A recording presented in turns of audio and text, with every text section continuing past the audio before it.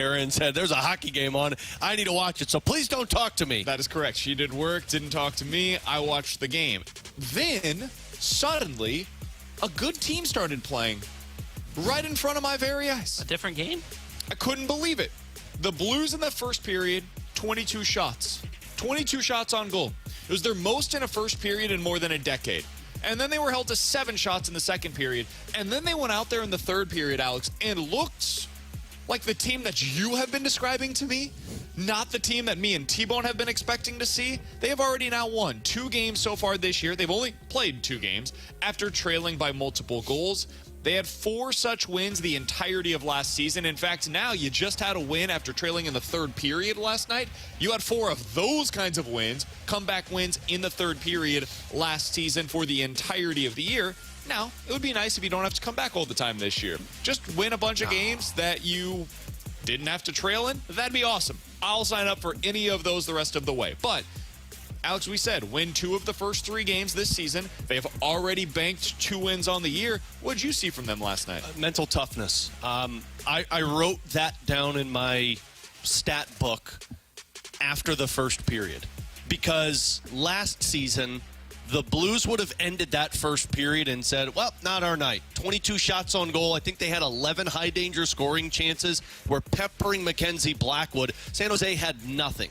But they scored 1 goal. San Jose had a goal that bounced off of a Kessel skate and then another one with a backdoor tap-in.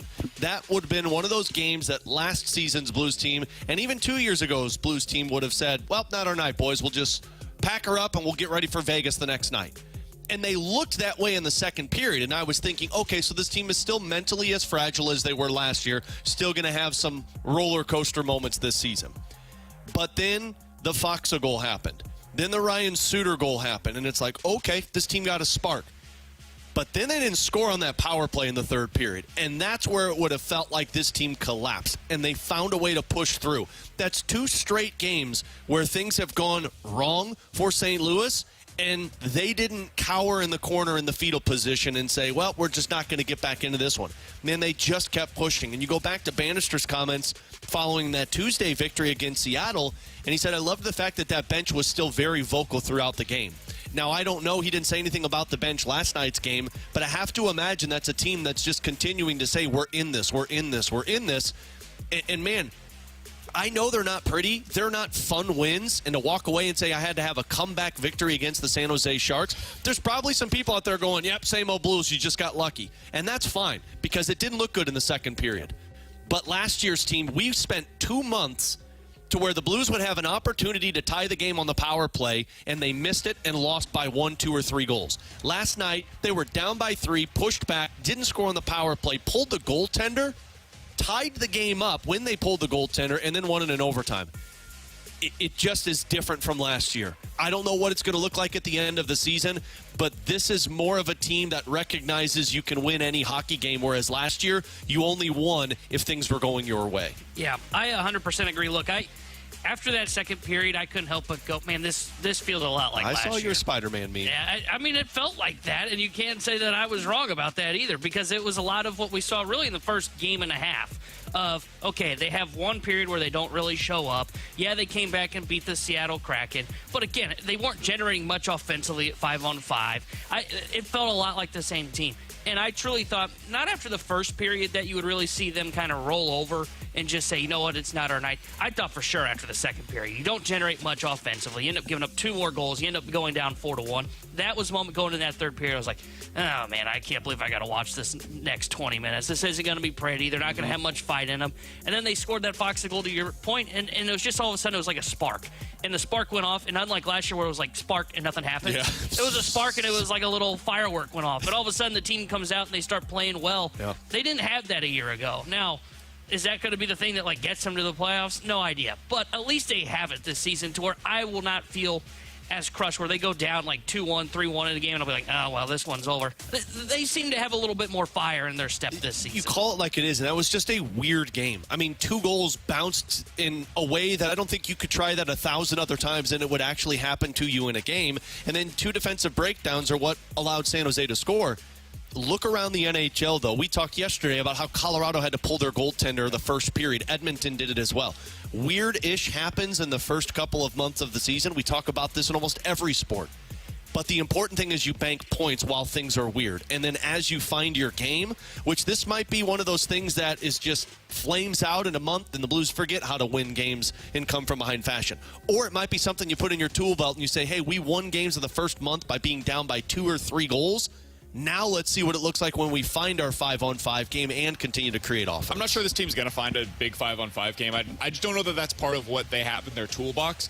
I think this is similar for the Blues to what the Cardinals were in terms of the one-win games, right? Or one-run games.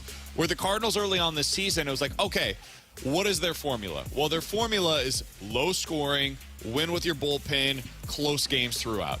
That is not a sustainable model. And we saw that over time, it was something that the Cardinals found, okay, well, we can win this way. This is our formula, but it's a very narrow range of outcomes for us. If we play this way, we can win. If we play almost any other way, we cannot win. And by the end of the year, that caught up with them. They just, it's too hard to win that way consistently. If the Blues keep playing this way, where they forget to play hockey for 20 minutes out of the 60-minute game every single night, well, they're not going to win a lot. They're not, because you can't keep winning this way. But they have done it for 2 games. And the important part is banking the points early on. I don't care how you win. I care that you win. Because last year there were far too many games like that, going up against an inferior opponent, especially on the road, where they didn't show up. And then instead of having that fight in their game, they dropped the rope. And they said, you know what? We'll get it tomorrow night. Yep. Especially in a back-to-back setting like this where they're going out to Vegas. They're going to be going up against a really good team tonight. They drop the rope, say, we didn't have it tonight. They ended up being able to get us. We had that really good push in that first period. Puck didn't bounce our way. We'll get them tomorrow. They didn't do that last night. And so I will give them credit where it is deserved. They found a way to come back and get 2 points out of that game. I would have been impressed to get a point out of that game last night. Just forcing it to overtime, given what the context was in that game, would have been a quote-unquote win for them, even though it's disappointing that you go on the road at San Jose, that specific team, and you didn't find a way to get 2. But for them to get 2 points out of it, man, I couldn't have been more impressed with the fight, and a lot of that came back to, once again, the fourth line. Jordan, we've got a cut in there from Braden Shin after last night's game on the contributions that they got from everybody, and this did include, Alex, the fourth line. Here's what he had to say after the game last night. We're playing for one another, and I know it's early, and it's only 2 games, but we have a lot of new faces in here. We have a good feeling in our locker room where guys are playing for one another, guys are speaking up, guys are bringing energy, and guys are, just essentially playing together. And when you do that, good things happen, and we're getting contributions from everyone right now, and our fourth line's been great through 2 games for us, helping us, pretty much huge impacts in both games in order to us getting us wins. Alex, the fourth line have been so good that they officially have a nickname. Martin Kilcoyne was the one that coined this. This is so stupid. Credit to him. He was the one that got this out there, the WTF line. Walker, Torchenko, and Foxa, the WTF line, led the Blues last night at 5-on-5 with 10 and a half minutes of ice time at 5-on-5. That was 30 seconds more than Bolduc, Booch, and Kyrou. Your top line was a little lower on that list. We'll get to that, and if that's a problem later on in the show today. They outscored the Sharks, the fourth line did, 2-0. They outshot them 7-4. Alex, what do the Blues have in this fourth line? And what do you make of the fact that in the first 2 games, they've been the one that's changed the momentum? First of all, you think I'm just going to gloss over you giving credit to Martin Kilcoyne? I was the one that coined that name. People just don't listen to me. You said WFT line. I'm going to find the tape, and I will Washington bring it football back. Team line was what you said. I would he never said have said that. I would never have said that. I can't explain what that means. What the frick? It is trash. Anyway, what's not trash is that fourth line.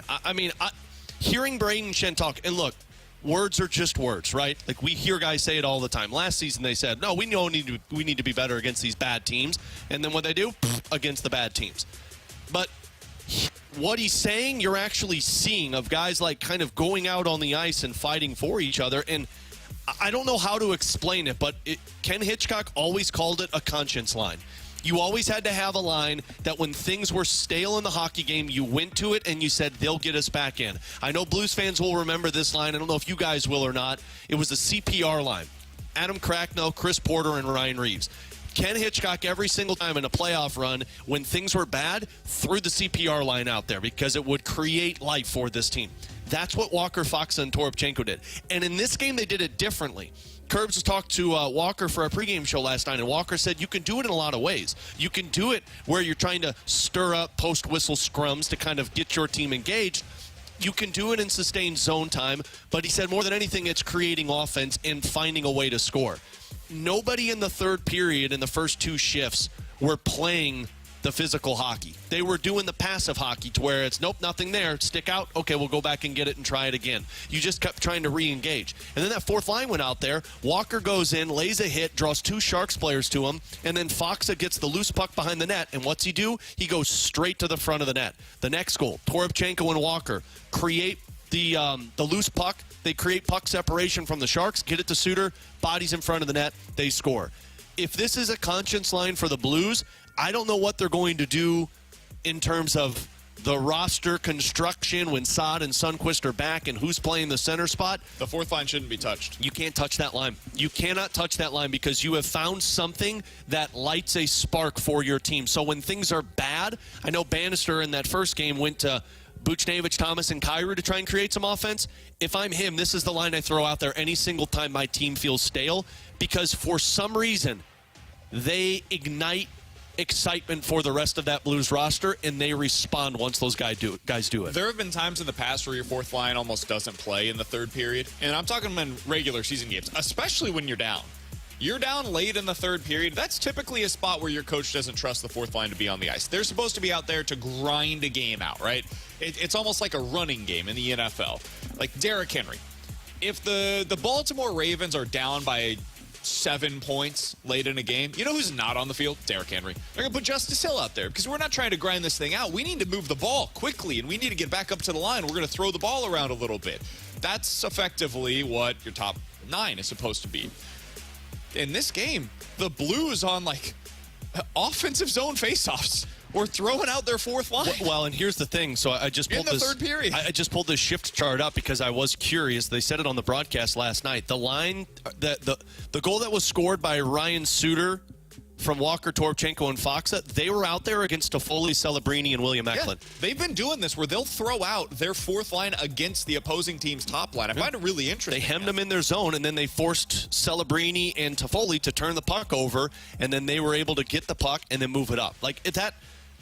Teams that have those, and I'll go back to the Wyshynski cut on Monday or Tuesday. Teams that have those are able to have a sustained amount of success when you have a third or fourth line that can at least create offense for you. They don't have to score goals every night, but do they set your other lines up so that they can score goals? And that's what they did twice last night. It was an interesting game last night. The Blues with a comeback victory, something they did not do a lot of a year ago. They now have a couple of come-from-behind victories. They only had 4 of those last year. They had now a third period come-from-behind victory. They also only had 4 such wins last season for the entirety of the season. Is not a sustainable way to win, but it is a way to get wins early on in the season. Bank those for you. You've got 4 points through the first 2 games. Can't ask for a whole lot more than that. With Alex and T-Bone, I'm BK. We will be hearing from you throughout the day today. 314-399-9646 is the Air Comfort Service text line. The YouTube chat is off and running today. YouTube.com/101ESPN STL. We have Jordan Deacon back in the studio for us because we are broadcasting live at the E&B Granite Studios out at the Centene Community Ice Center. In about 15 minutes, we're going to talk to Mike McKenna, our Blues analyst, and he joins us each and every Friday here on BK and Ferrario. We'll talk to him about what he saw from the game last night, what he's seen thus far from that fourth line. He joins us coming up in 15 minutes. But coming up next, we got to talk a little bit of baseball. If Luke Weaver can emerge in September as the closer for the New York Yankees, who are right now the favorite to come out of the American League for the World Series, what does that say about how the Cardinals should go about constructing their bullpen in future seasons? Let's talk about that next year on 101 ESPN.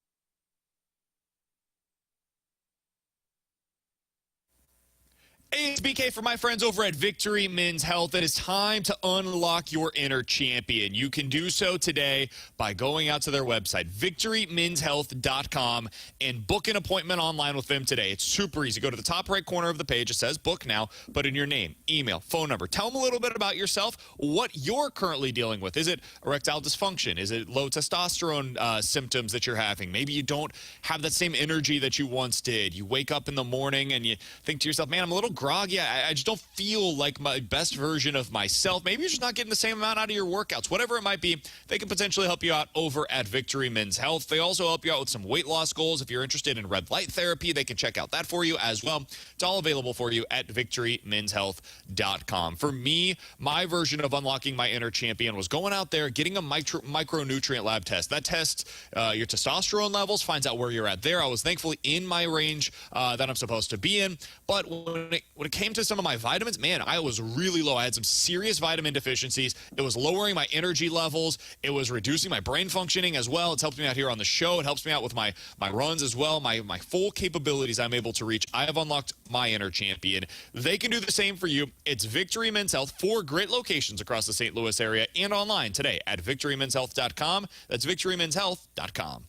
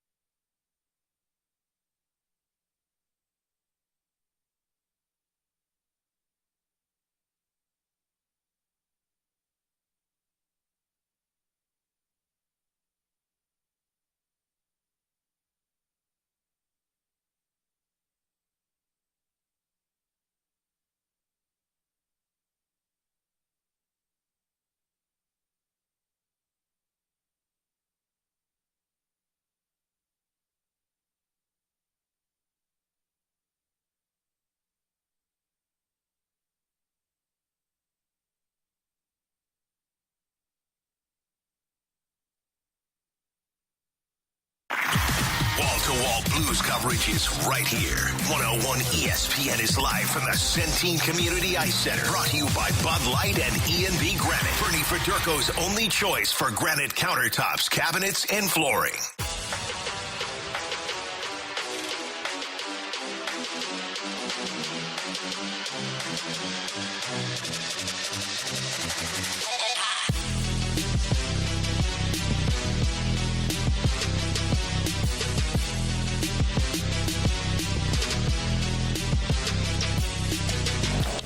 In the air to center field. Judge has it lined up, and the Yankees are on their way to the LCS. The Royals gave them a good battle. All 4 games were close.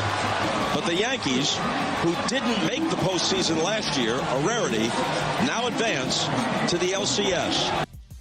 That's what it sounded like last night on TBS as the New York Yankees advance to the ALCS. And if you're wondering if you're doing a wellness check on me, yeah, I'm okay. The Royals are done. The Yankees have advanced. It's not great for me, but I'll be all right.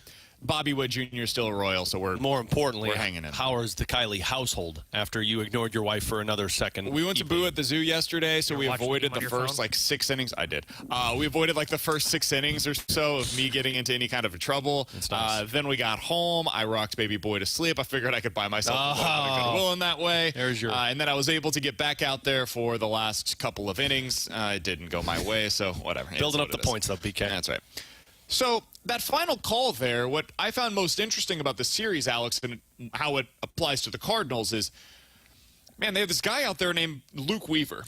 And I've never heard of him before. Could have fooled me. Looked like Mariano Rivera out there. Yeah, he's been very good for the Yankees. I don't know where this came from, considering last year he had a 6.4 ERA, but whatever. He untapped his potential. He did. He unlocked his inner champion, some would say.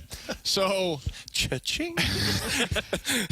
Luke Weaver, the former Cardinals starter, is now one of the best relievers in baseball. Sure, that's how this works. This came out of nowhere. He added a bunch of velo. He now has more vertical break on his fastball. He's got a 2.90 ERA on the season, and he was completely unhittable. He appeared in every game of this series against the Royals and was unhittable in the series against Kansas City. Alex, he came out of nowhere. And the reason why I bring this up is because the Cardinals have a big decision this offseason. We know they're going to try to unload all of the salary that they can, but their biggest trade chip is Ryan Helsley. If they want to get some kind of a considerable return for any of their guys, it's Helsley that they could get the most for. Michaelis would be a salary dump. Same thing would be true for Sonny Gray. Wilson Contreras, same thing. Arenado, same thing. The guy that you could really get a lot for that is a veteran is Ryan Helsley. He's also one of the best relievers in all Major League Baseball, and so it's hard to trade that guy as a general manager when you know this is going to make us considerably worse as a baseball team. But when I see the Yankees and they're able to find Luke Weaver, who's closing out games, or the Royals, who finally got good and they're able to trade for Ursig at the trade deadline, you look around Major League Baseball, these teams can find closers on the fly. Most teams that end up going to the World Series, they finished the season with a different closer than they began the season with. How does this influence, for you, Alex, how you view the Cardinals' future with Ryan Helsley? I'm trading him because after seeing a Luke Weaver go out there and pitch to get to a National League or an American League Championship Series, you got your closer on your roster, Ryan Fernandez. You saw it happen last year. Is it going to be pretty a lot of the times? Probably not. But your team isn't in the competitive window. If you're slashing payroll and you're getting rid of bodies, you trade Ryan Helsley. To sit there and try and hold on to Ryan Helsley and say, we can't get rid of this guy. He's the best closer in the game, or maybe we could mold him into a starting pitcher for us. None of that makes sense for your roster when that's the best trade chip that you have had in a long time. If you're the Cardinals, the guy just set the single-season save record for this Cardinals team going into a offseason. That's the type of person that you trade. That's not the type of person you look at and say, he's such a big asset to us. Maybe we find something else he can do, or we just keep him as a closer so we don't have to worry about that. You don't care about the closer position. What you care about, if you're doing what the Cardinals are saying they're going to do, is you care about bringing in young talent that could become stars for you. Yeah, and if you're not a winning team, a closer doesn't really matter, right? Like, you're not a team that you expect to be contending for a playoff spot, so you sell on a Ryan Helsley while his value is still high. Look, Luke Weaver becoming a closer just tells you everything you need to know about bullpens. They're a fickle thing. So what you need to do is just continuously piece these together. You can always move pieces in and out of bullpens, and it's why I've always said you should never pay for a closer. You should never do the Josh Hader deal. You should never do the Edwin Diaz deal. Why? Because though not everybody can do it, because it is a different animal pitching in the ninth inning with Elite, especially in October. There are a lot of guys that can also do it. If Luke Weaver can do it, a lot of guys can do it. So, yeah, Ryan Helsley's still on the trade market for me. There's no we should probably extend this guy. No, that is the last thing you should do. You should sell high while you've got the value there. If they were a contending team this season and they were saying, we're still pushing, Cardinals should hold on to him. They're not doing that, so they should sell. We're all on the same side. If Ryan Helsley's a closer next year, he should not be closing for the Cardinals. Ryan Helsley's a pitcher next year. Yeah, if Ryan Helsley is healthy next year, he should not be pitching for the Cardinals. Can I try to pitch you on something else? No. It's the final year of his contract, and so I think I know what the answer is going to be. He's almost 30 years old. He's going to be age 30 season next year. What if I sold you on him as a starter? No.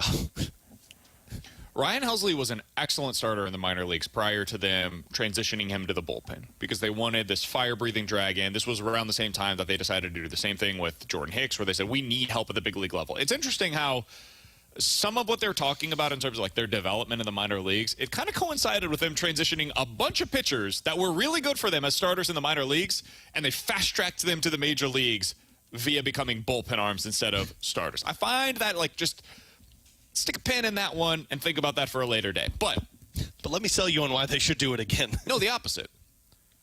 What if you transition him to become a starter this next year?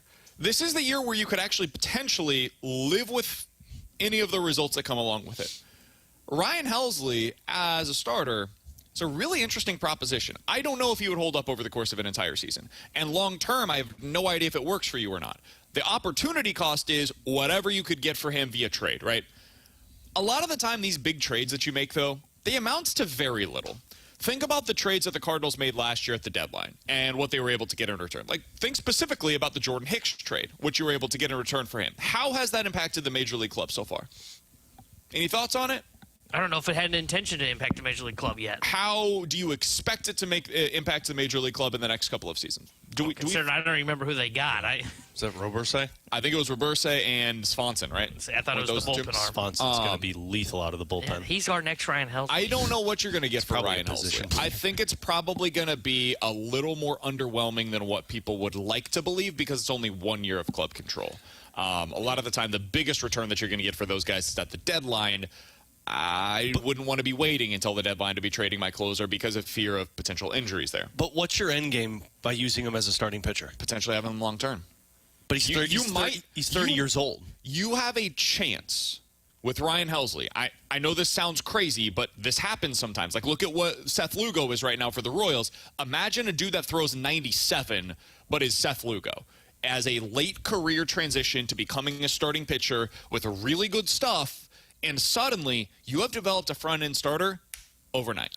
It happened out of nowhere, and now you have transitioned a guy that was supposed to be a closer for you to becoming a starter in a year where the results don't matter as much, and so you can live with it if it doesn't work out. But best case scenario, you get a starter, a really good starter for, 3 years? Because he's 30 years old, and you're probably thinking he could go for the next 5. Totally, but he could also break in 1 year, and then now That's you're any out pitcher. of luck. Sure. I would rather take a swing and make the trade and get something. I understand the returns aren't great, but I'll take the swing and find out what's out there rather than sit there and try and mold him into something that, sure, he did it in the minor leagues, but you haven't done it for, 4 years, 5 years, and now I'm going to take the chance after this dude's been just heaving 103-mile-an-hour fastballs almost every other day for my team, coming off of a season where I had to use him, 56, 64 times? I'm not going to try and mold that into something that could benefit me in a couple of years, but I don't even know if I'm going to be competing in a couple of years when I could trade that and get something that, you know what, most times it doesn't work out, but at least I'm going to take a chance. He helps to fast-track you. Potentially. If this works, if this works, you could end up having a front-end starting pitcher. And then you got to pay him a lot of money, though. Sure, but you pay him less because it's only 1 year of showing you that he's a starter than you would if he was one of the guys that you're going to have to go get on the free agent market. Like, it might be $15, $18 million. But if he goes out there and deals like, let's say, in a hypothetical world, he deals like Jordan Hicks did, and it doesn't tail off. He stays that way. If I'm his agent, I'm not signing for $15 million just because I did 1 year. Somebody's going to give me $25 million because of what I just did for 1 year. You could get like a 5-year, $100 million contract. What's the Carlos Rodon deal?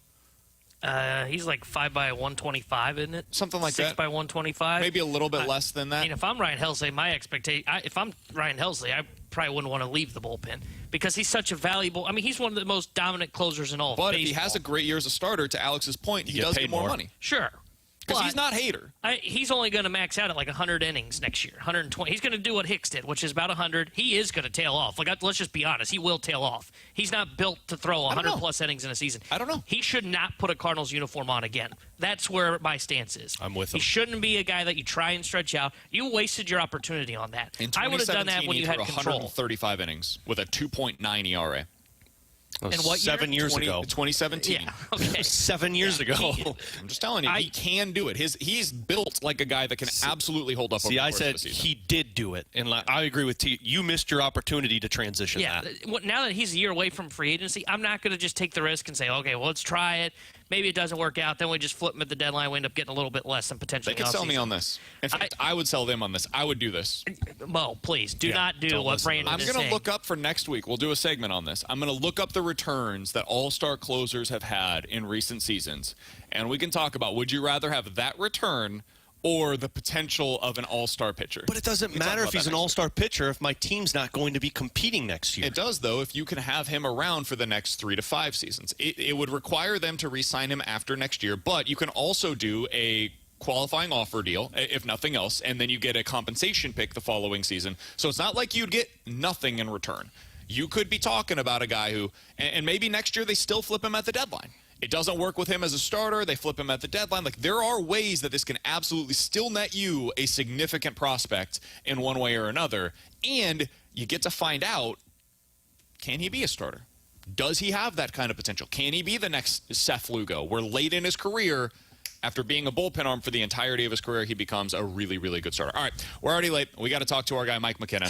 He's one of the best in the business. He's going to break down what he has seen from the St. Louis Blues over the first 2 games of their season. We'll do that with Mike McKenna next year on 101 ESPN.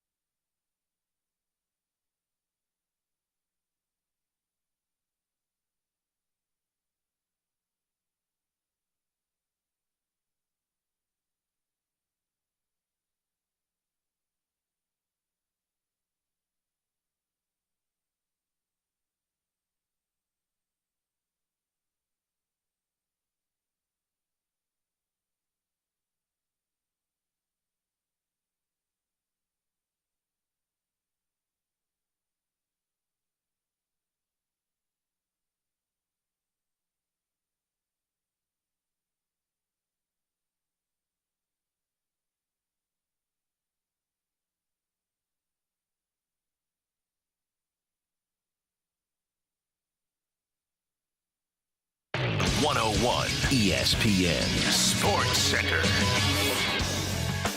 I'm Jordan Deacon. The Sports Center update is driven by Johnny Londoff Chevrolet and Johnny Londoff Autoplex. The St. Louis Blues walked away with a 5-4 comeback overtime win against the Sharks last night and have a perfect record to start the season. Head coach Drew Bannister did let the media know after the game that forward Texier is day-to-day due to an upper body injury, but the Blues are back in action tonight in Vegas. Pregame starts at 8 o'clock and puck drop is at 9 right here on 101 ESPN.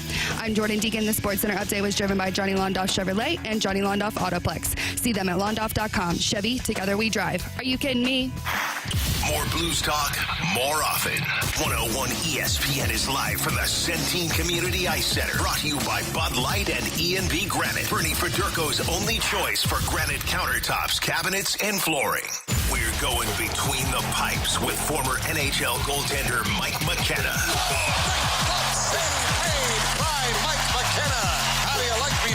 Between the Pipes is refreshed by Macadoodles. Fine wine, beer, and spirits. Coming soon to Darden Prairie.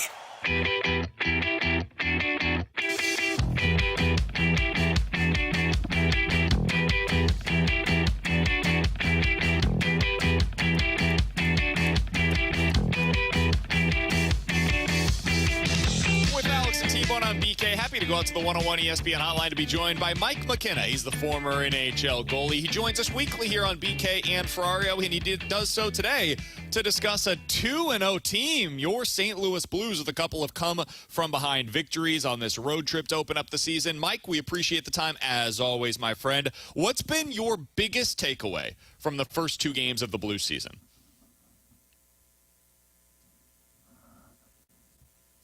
Can they hear Mike McKenna? I don't hear Mike I can't McKenna. hear Mike McKenna. Unless he's doing his best ventriloquist act, which, I don't know if you guys have ever used a ventriloquist doll before, but pretty impressive. T-Bone, I don't know what to say right now because I don't know how to work the board, but for any of you listening... Mike, can you hear us now? Hey! There we go. It's Mike got you guys McKenna. here. You Mike, got me good, loud and clear? We've got you fantastic right now. Now, Yeah. I don't know what you just said, but I bet you it was a top 10 most interesting thing you've ever said on the air. So I would love for it you was to a real repeat. highlight, guys. Well, here's the deal when it comes to this team. You've got 2 games worth so far where they've taken a W with a lot of lineup that wasn't there last season. And I think you've got a lot of energy to this team. Was it a perfect 6 periods? No. And that's not what you're going to get during the first two games of the season. And I think the resilience that you've seen so far from the Blues is going to carry them throughout the year. But more than anything, I think it's the vibe in that locker room that you can see it on the ice. You can hear it in post-game interviews. You know that they've got a sense that it's a turned page. It's a new season. And I tell you what, the energy I've seen in the good parts of the hockey they've played, to me, they look like they're moving the puck faster than I've seen in quite some time, and they're doing it pretty consistently once they get into the gear, and they're not just on their heels. Mike, you mentioned the new faces, and there's 8 new guys on this Blues roster when they've played in these 2 games. How long, as a team, does it take to get those new faces acclimated to your system, your game, to where they're comfortable? Shouldn't be too long, and I think you've already seen that play out. More than anything, it's just the comfortability with the players you're on the ice with. The system work, you do so much of it at the start of the season that what Drew Bannister's implemented for the club, that should be second nature. And for a lot of the teams, they play pretty similar styles. So, sometimes it's just knowing the tendencies of your teammates, the things that you find out in practice, the things you find out when you're working on a forecheck or when you're doing a power play. And you just know where your teammates are going to be. You may not be on the same line with them at all times. We've seen Texier come in. You've seen Zach Bolduc come in, and they've been interchangeable. For me, I really look at that power play and how quickly they've been moving the puck and how their bodies have been in motion, that it looks like to me that this lineup has already at least found that chemistry that you would hope. And I don't think there's going to be much more for growing pains with it in that way. So, they just got to find that energy throughout a full 60. And once you see that on display, that's what every team's searching for, guys. That's the hard part of hockey, is to walk out every night on the ice and try to play a full 60. It's not going to happen, but you got to get as close to it as you can. Mike McKenna is our guest. He joins us weekly on Fridays here on BK and Ferrario. Mike, I am curious, when you look at what the Blues have been able to do over the first couple of games, it's really been that fourth line that's been dragging them into the fight. What have you seen from that WTF line, as they are affectionately calling themselves right now? Well, I like the tongue-in-cheek nature of it, and having the Aussie back there in Walker, I'm not very surprised by it with the sense of humor. It's literally and figuratively. I mean, against the Kraken, who's the first ones to get their hands a little bit dirty? I mean, you got Torpchenko fighting Pumpkin, Yanni Gord on the other team. I mean, you don't expect to see these things. And I tell you what, man, if you're looking across the ice at a guy at Torpchenko that's as big as he is, when he adds a physical element that now you're actually afraid this guy's going to punch you, that's pretty terrifying, man. So I'm not surprised by Walker. Faksa is one of the most responsible two-way centers that does play with an edge. But it's been that growth in Torpchenko where I think he's been able to assert dominance on the ice physically. And they've got the offensive side to go with it. I said this when they got Radek Faksa, man, I was pumped. Like, this guy is as good as you could ask for in third and fourth line, responsible with the puck, and I think that's allowed the two speedsters on the wing, the T and the W, to show that they can get that puck to the net and create offense in the 11, 12 minutes that they're going to play. So, Mike, 2 games, you're undefeated, and you've had 4 really good periods. But in those 2 periods that have looked bad, you've seen kind of the warts of the 5-on-5 offense. Where are you at with this offense in general? Does it feel like they've got the right guys in the right places that can finally find the magic, or is there still going to be some juggling that needs to take place? Well, I think it's going to take place. You know, I mean, I'm not sure Dylan Holloway is going to stay on the top line. I think he's looked the part there. I think that second line is going to be a work in progress until you get Brandon Saad back, or unless somebody decides that they would like to take over the center ice position, even though I think Buchnevich has done a pretty amazing job of learning on the fly at that. So there's definitely competition, though, guys. Like, think about Bolduc and Joseph and Texier and Holloway in the mix and all them. I don't think it's really predetermined where they're going to be in the lineup. So I think that's a good thing. I think the Blues have responded to it. I do think they're going to have to be a little bit more responsible with the puck, though, as well. You know, the periods that have gone sideways, the turnovers, the carelessness at the lines, that's what's going to determine who's in this lineup, guys, because I don't really have I think the offensive side of the Blues right now, it looks pretty good to me. I'm worried about the defensive side of the forwards, and as long as they can keep the puck on their blade, keep it away from the opposition in bad areas of the ice, it's going to be a real dogfight to be in the lineup for the Blues at the forward position. It's interesting because you talked about the defensive side of the forwards, and we've been talking about, and we will continue doing so, the offensive side from the defensemen. Justin Falk already with 3 points on the season, Broberg a couple of points, Suter with a goal last night, Parayko with an assist. What are you seeing right now in terms of how the Blues are activating their defensemen and the offensive side of the game, Mike? Yeah, it's definitely the attack mentality, and that's not with carelessness. It's intentional. You know, you have D that can skate. Nick Leddy can get up and down the ice. Justin Falk can scoot as well. I do like the dynamic that Suter and Kessel have had so far, and kind of that shutdown as a third role.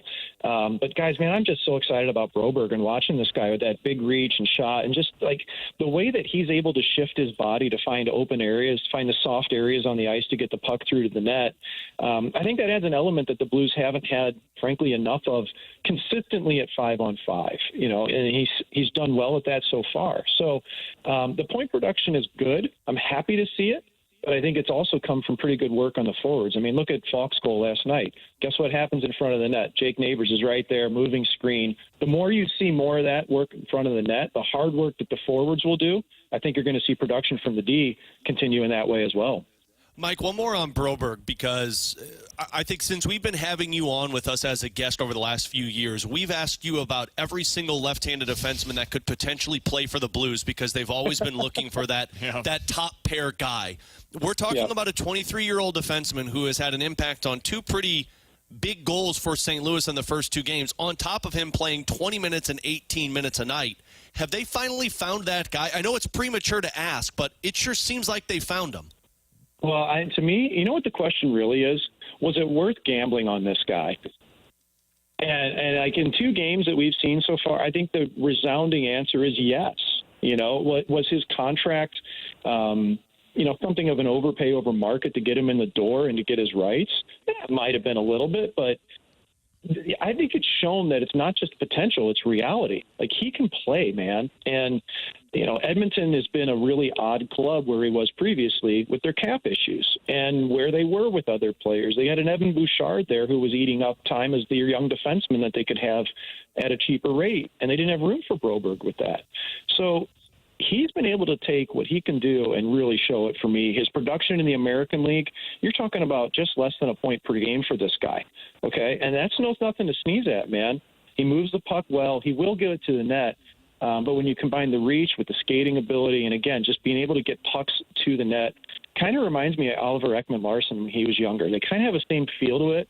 But I think Broberg probably has an even better defensive side to him, and he's only going to get better, in my eyes, for the Blues. Alex, I'll play the game with you real quick. You see you hitting the button? Oliver Broberg Ekman-Larsson? to become Oliver Ekman-Larsson, or are you pressing your luck and hoping for something more? Are you kidding me? I'm pressing my luck. I'm going for Nick Lidstrom, ladies and gentlemen. Are you kidding me? Mike, are you hitting the button? If I told you today you can hit a button and over the next 15 years he has the career that we have seen from Oliver Ekman-Larsson, or you press your luck and we find out what he ends up being, what would you do? I'd say press a lot. I mean, I'd go for Lidstrom any day. Are you crazy? Come on. OEL yeah, can play, though. I think, Mike. and here's the thing, guys. We forget OEL when he was, at his first in the prime with Arizona and eating up minutes. He was one of the top guys, and that's what I'm referring to here. So let's dig back in the archives a little bit, but it's more so just a relation of how Broberg plays, and I'd like to see kind of that feistiness come out a little bit as the year goes on if it's going to be there. He's never had the guy's never been a big penalty minute guy, so can you add a little physical element to it too? You're just always trying to add layers, but there's no doubt the excitement's there, man. I hope at 8th overall the potential's there.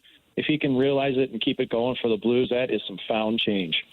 He's Mike McKenna. He joins us each and every week here on BK and Ferrario, and he does so on behalf of Macadoodles, one of my favorite liquor, beer, wine stores in America, and it is coming to St. Louis. Mike McKenna is a big part of that. He's helping the operations out there. Mike, tell us a little bit about what people can expect when Macadoodles opens up.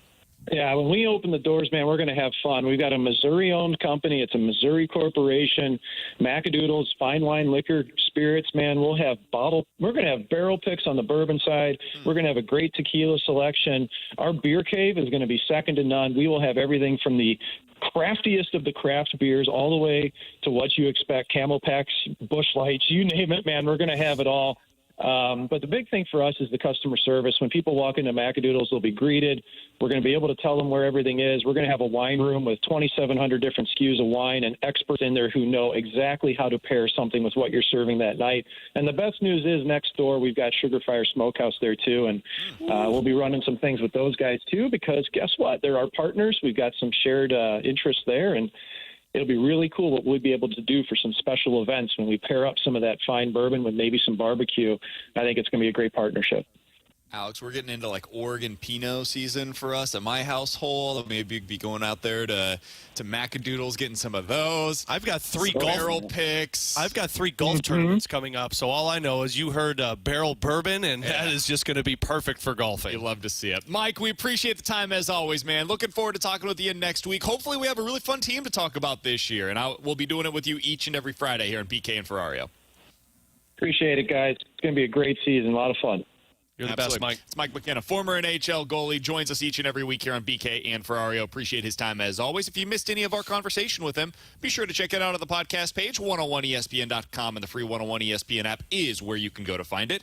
It's all presented by Dobbs Tire and Auto Center. Coming up next is Friday, which means it's Ask Us Anything, 314-399-9646 is the Air Comfort Service text line. If you guys have any questions, sports or otherwise, we'll get to those next. And Ask Us Anything on BK and Ferrario.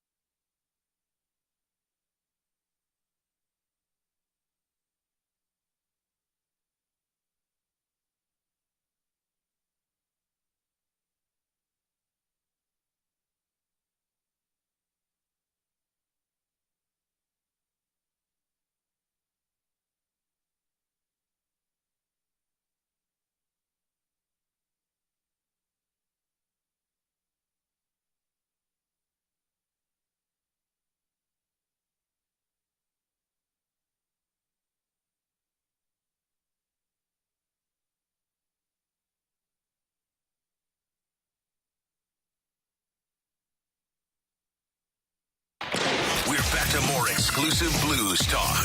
101 ESPN is live from the Centene Community Ice Center. Brought to you by Bud Light and E&B Granite. Bernie Federko's only choice for granite countertops, cabinets, and flooring. You've got questions. We may have the answers. Maybe. It's BK and Ferrario's questions and answers. Presented by Window World St. Louis.com. Simply the best for less.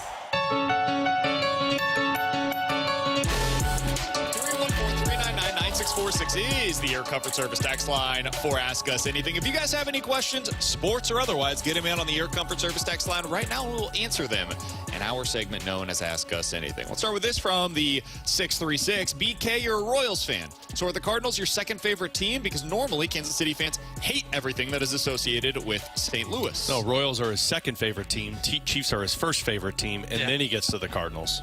I actually think he likes full disclosure, growing up, I absolutely despised everything that was St. Louis. You fraud! I mean, listen, that's... If you grow up in St. Louis, you don't like Chicago. If you grow up it's the little brother complex, right? And we had that in Kansas City, no doubt about it. I was jealous of what the Cardinals had here. I wanted to have that.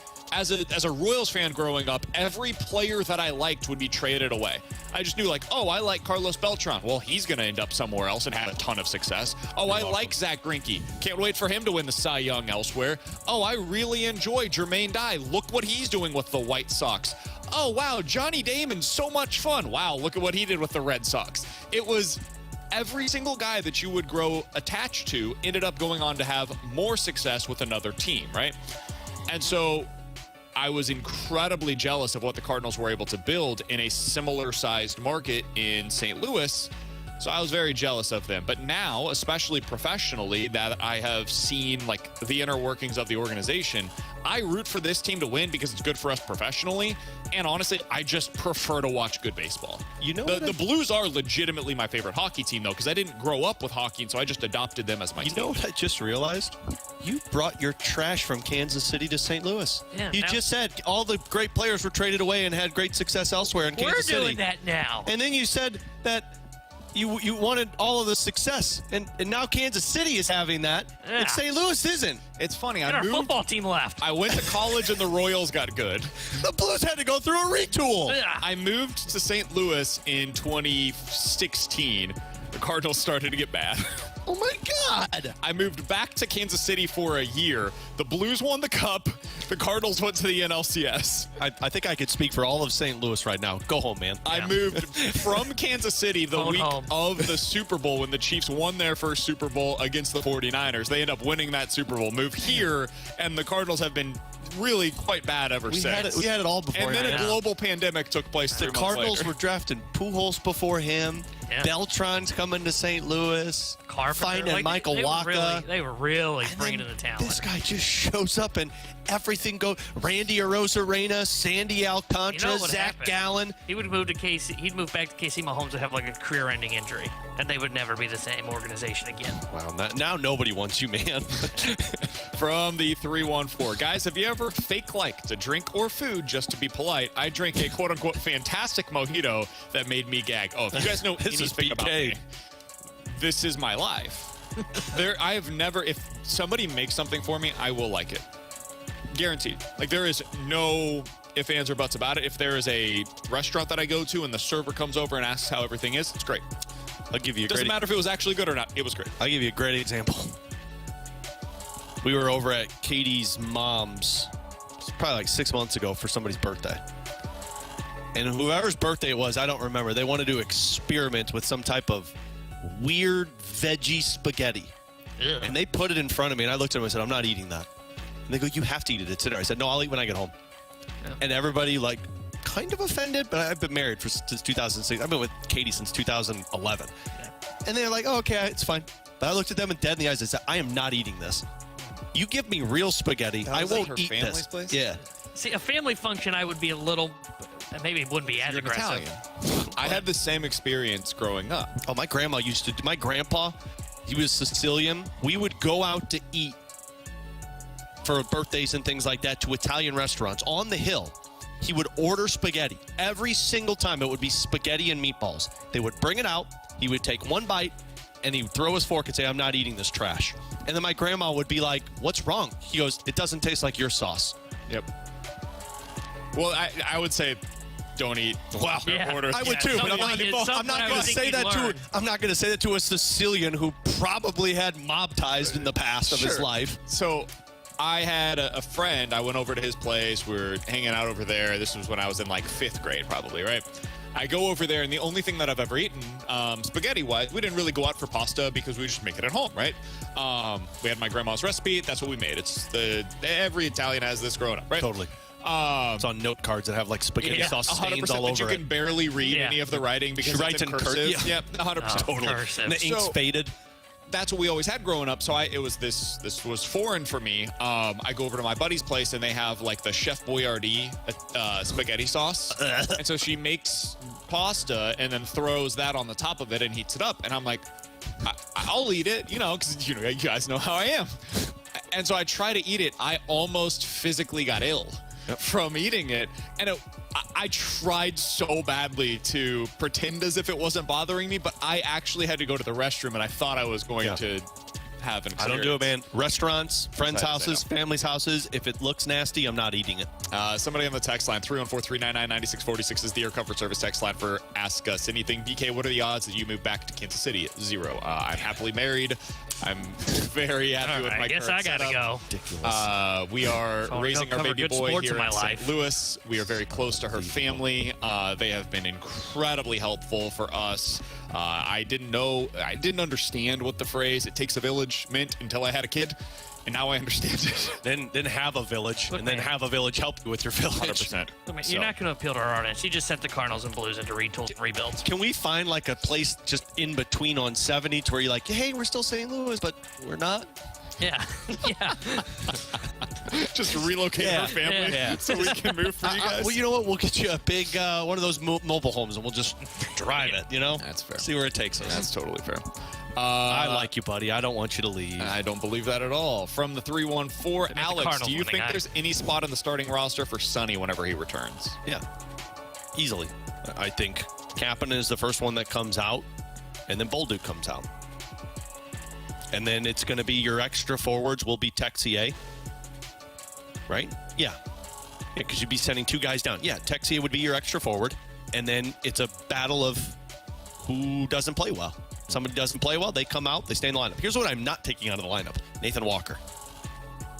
Not touching it. We talked about this yesterday, and Curbs was like, unfortunately for Nathan Walker, he might be a casualty when everybody's healthy. He's not. Bolduc goes down, easy, no waivers. Kapanen goes down, waivers. Or if you want to keep 7 defensemen and keep Kapanen as the 14th forward, I don't care. Walker does not come out of my lineup. He's Alex Ferrario. That's Tanner Hendrickson. I'm Brandon Kiley. We have Jordan Deacon back in the studio for us today. She is working the board as we are broadcasting live at the E&B Granite Studios out at the Centene Community Ice Center, as we do each and every Friday on BK and Ferrario. In 15 minutes, we're going to get to our football pick'em, week 2 of this month's challenge. Alex lost you lost week 1. Alex lost the first month that's right. pick'em. Okay, yeah. I am in a massive hole right now as we head into week number 2 in our football pick'em. We will give you our selections coming up in about 15 minutes or so. But coming up next, Alex has some stuff that he would like to get off his chest about the Blues. Ruh-roh. We'll get into it next here on 101 ESPN.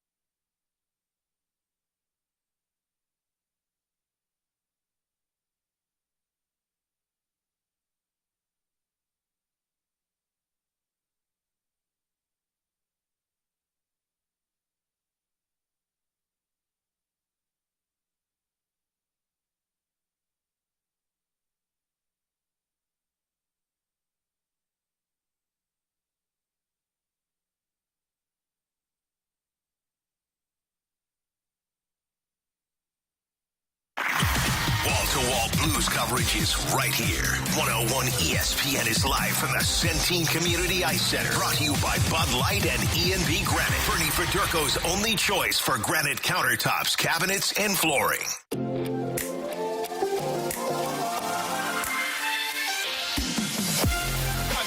Something he'd like to get off his chest. With Alex and T-Bone, I'm BK. It's BK and Ferrario here on 101 ESPN. The Blues are 2-0.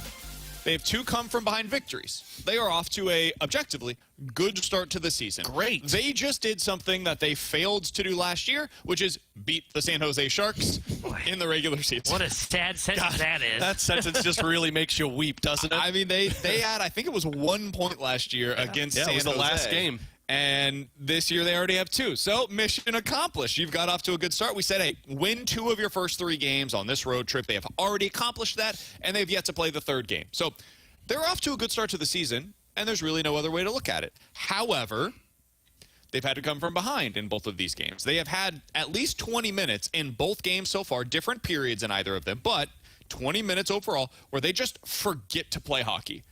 And there's one thing in particular that's really chapping Alex's behind.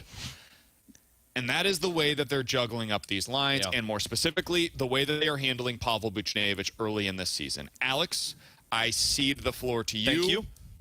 What is bothering you? Because it really upset you last night. They need to stop this Buchnevich experiment at the center position. Now, this doesn't bode well for me, the team that says, hey, we had a 600 winning percentage when Buchnevich was at the center spot. No, it's not. Like, you've won these games. Great. You have not had contributions from your top lines with the exception of 1 goal by Jordan Kyrou.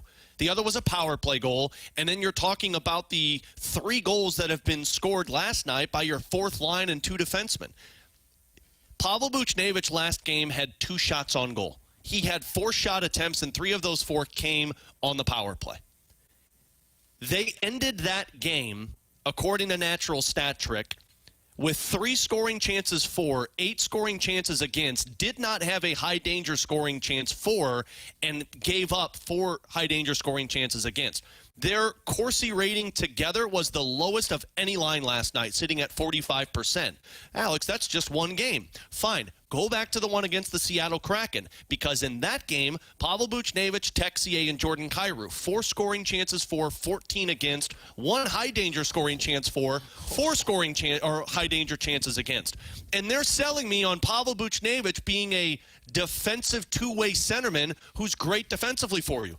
Doesn't look that way right now. Okay, so not getting the defense from him. Check. Now let's go to the offensive side. Last night, 2 nights ago, Tuesday night, they broke up that line because they needed more offense, and they took Buch off of it and moved him up to the top wing spot with Jordan Kyrou, which, if you're going to go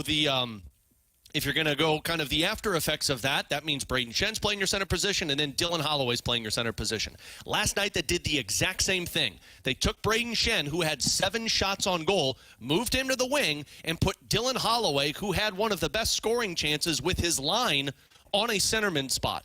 So now you're using 2 guys who don't have experience playing the center position in your 2nd and 3rd line because you're not generating enough offense with the lines that you've put out there. Pavel Buchnevich scored 30 goals with the Blues in his first season as a winger.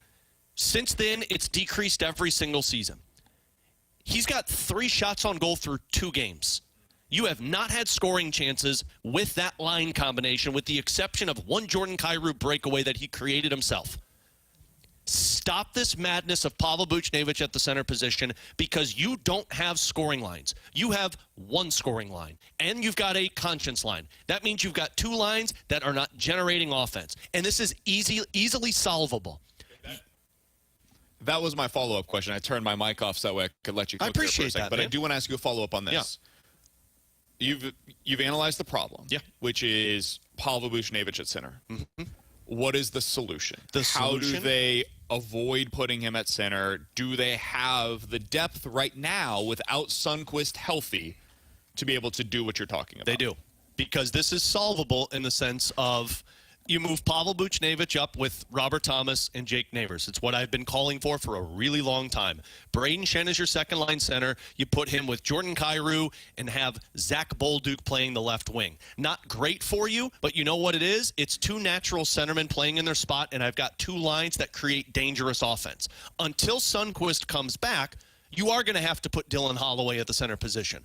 Not great now, but when Sundqvist is back, Dylan Holloway moves up to where Zach Bolduc is playing, and he's on the second line with Shen and Jordan Kyrou. And then when Sundqvist returns, you put Sundqvist in the middle with a whomever you want, Brandon Saad, Zach Bolduc, Kasperi Kapanen, whatever it might be. And then your fourth line is Walker and Toropchenko and Radek Faksa. The third line's not pretty.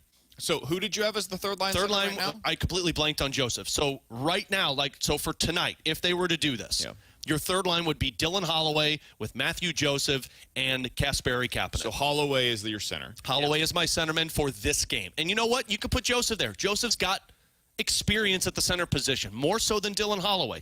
But I don't care, because you know what I've just done with my line combinations? I have three lines that are confident in the offensive zone, three natural centermen with two guys on their wings that can create scoring chances and know how to shoot the puck. And that third line will be fixed by Tuesday once I have Brandon Saad and Oscar Sundqvist return. So I think what they're doing, and this is just my read on it, is they're saying, hey, we want more depth, scoring depth, compared to what we had last year. Last year, they would throw out a third line or a fourth line, and they would just have no chance to score. Yep. And this year, they wanted to avoid that. So you have Braden Shen on the third line, you have Pavel Buchnevich on the second line, you've got Thomas on that top line, and you've got the identity line really is your fourth line right now.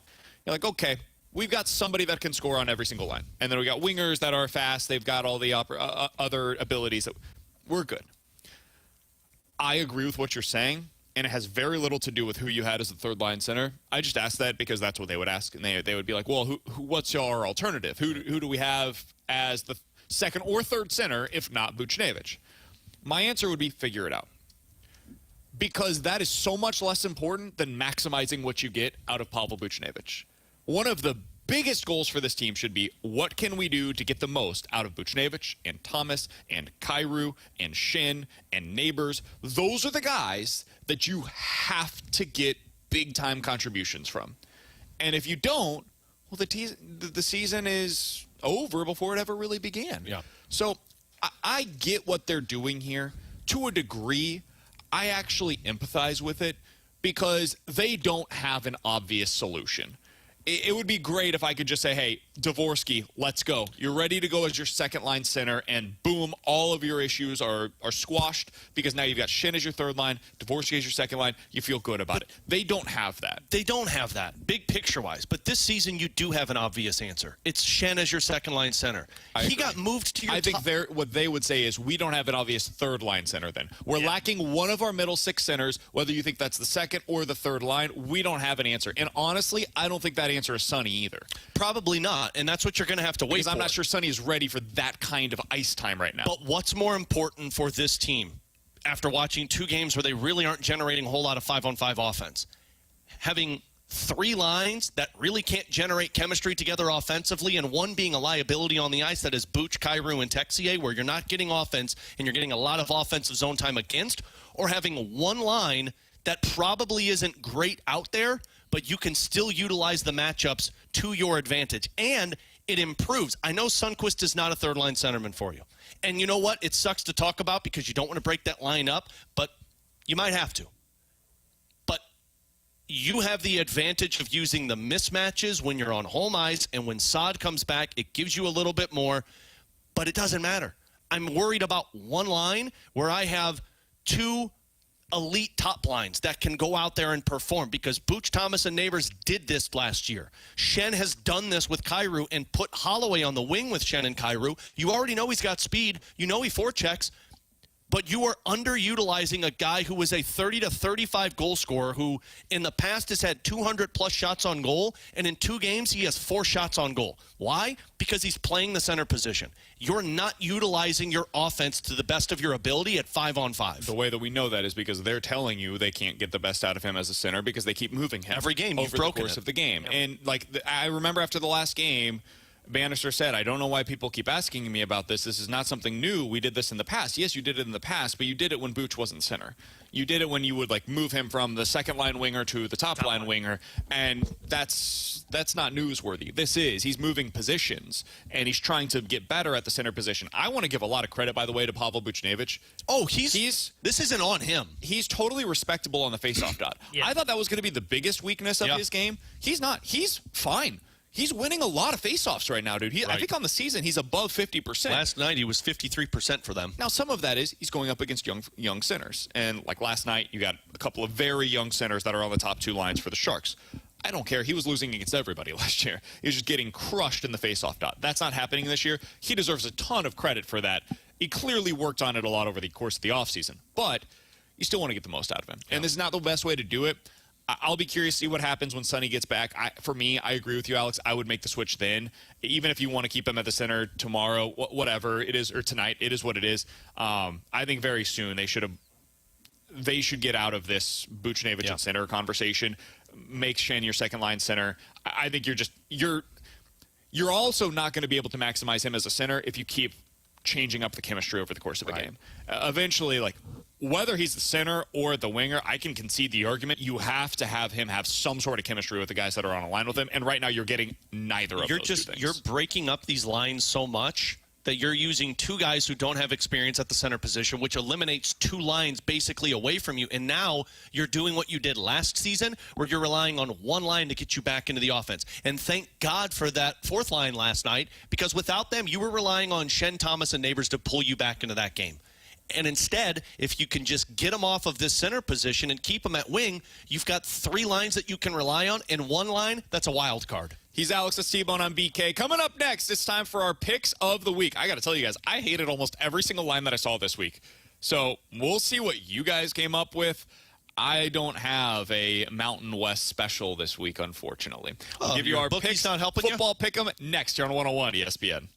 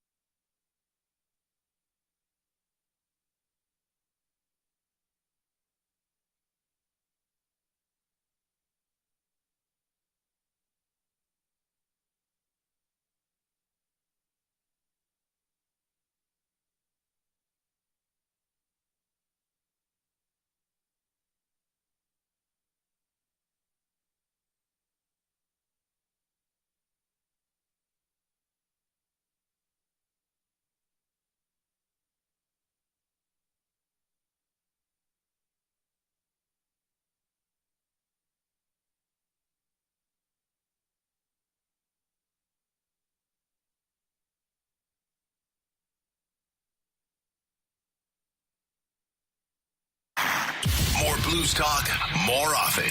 101 ESPN is live from the Centene Community Ice Center. Brought to you by Bud Light and E&B Granite. Bernie Federko's only choice for granite countertops, cabinets, and flooring.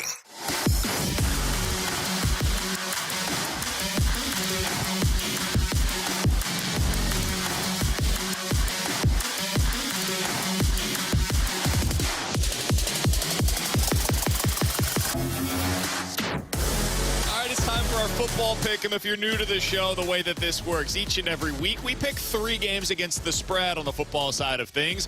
Only real rules has to be against the spread. No props, no totals, nothing like that. And the game has to be completed before Monday's show. I feel like we should amend this because I do so many Mondays on the morning show. We should just say before Tuesday. We could include Monday Night Football in that regard. We're not going to do that, though, because I am actually the rules on this upcoming Monday. It'll be great to see you guys on a Monday morning. No, not this Monday, next Monday. So, where we're at right now. Alex was is going to be punished for his first month's total. We do this every single month. Through 1 week, Alex, though, is leading us. He was 2-1 last week. He's got 5 points. T-Bone has 4 points. I have 0 points. I went 0-3 last week. Loser. Against the spread. It's very simple. You get 3 games. It's on a scale of 1 to 3. 1 point, 2 point, 3 point. Alex, you're going to kick us off with your 1 point game for this upcoming weekend. What do you got for 1 point play, boys. I'm going to 2 of the best offenses in the game right now. Washington and Baltimore. Why'd you do that one?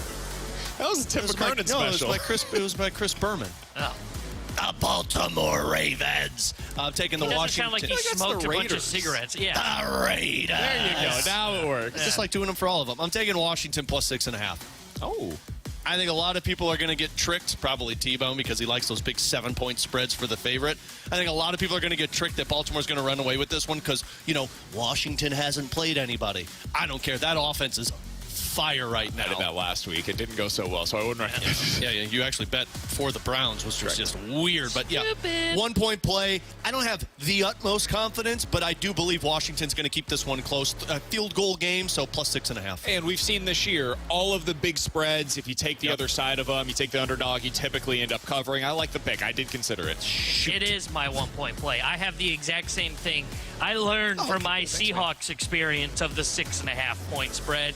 Give me the Commanders plus 6.5. I'm with you. I don't know if they win this football game. I do think they keep it close. I think they keep it within a touchdown. So I love Commanders plus 6.5 on the road. I am going to the college football side of things. What I think is going to be the game of the week. And no, I'm not pulling a fast one on you guys this week. It's not actually the game of the week, but it'll be a nice one to cap off the day for you. It's a really great college football week. I'm not picking many against the spread, but there are some excellent football games. At the end of the day, you will get to see Colorado take on Kansas State. I think we're getting a little out over our skis here with CU. Yes, they have a 4-1 record, and that looks great. But let's not forget, they required overtime to beat Baylor in a miraculous win there. They barely beat North Dakota State in week 1 of the season, and they did lose to Nebraska on the road. This one's at home. It's a late game. Should be an awesome atmosphere out there at CU. I like the Kansas State side of things in this one. They are a 3.5-point favorite on the road. I think Kansas State is a good team. They have an excellent quarterback. He is a little bit mistake prone, but when he's at his best, this dude is a guy that can any week throw for 250, run for 100 on the ground. Give me Kansas State minus 3.5 on the road at CU. I like that pick. I considered that one, but for some reason, I still have a trust issue with K-State, and it's probably what you said about their quarterback. I mean, I watched them lose on the road to BYU, and it wasn't even close. Yep. So it's what scared me away from that game, but I do like the pick. I would take the over in this game. Like, if I was taking anything, yeah. I like the over specifically. There will be a lot of big plays. Should be a lot of fun to watch. It's a great college football slate from start to finish, but this one to finish things off, excellent. Alex, what's your 2-point play? This one's not fun, but I'm going back into the NFL. No surprise for the Steelers and the Raiders. You make Chris Berman sound like he smokes a bunch of cigarettes before Sounds he like a Tenny's waitress, doesn't he? No. Yeah. Kind of. I think more Waffle House. Waffle House? Okay. Either way. IHOP. Either one. No, I'm taking the Steelers on this one, guys. Ooh. Aiden O'Connell's getting the start. We're going to act like Aiden O'Connell's the next coming of the Raiders' success. But we're going to pretend the Steelers are a good football team? No, but they're better than the Raiders.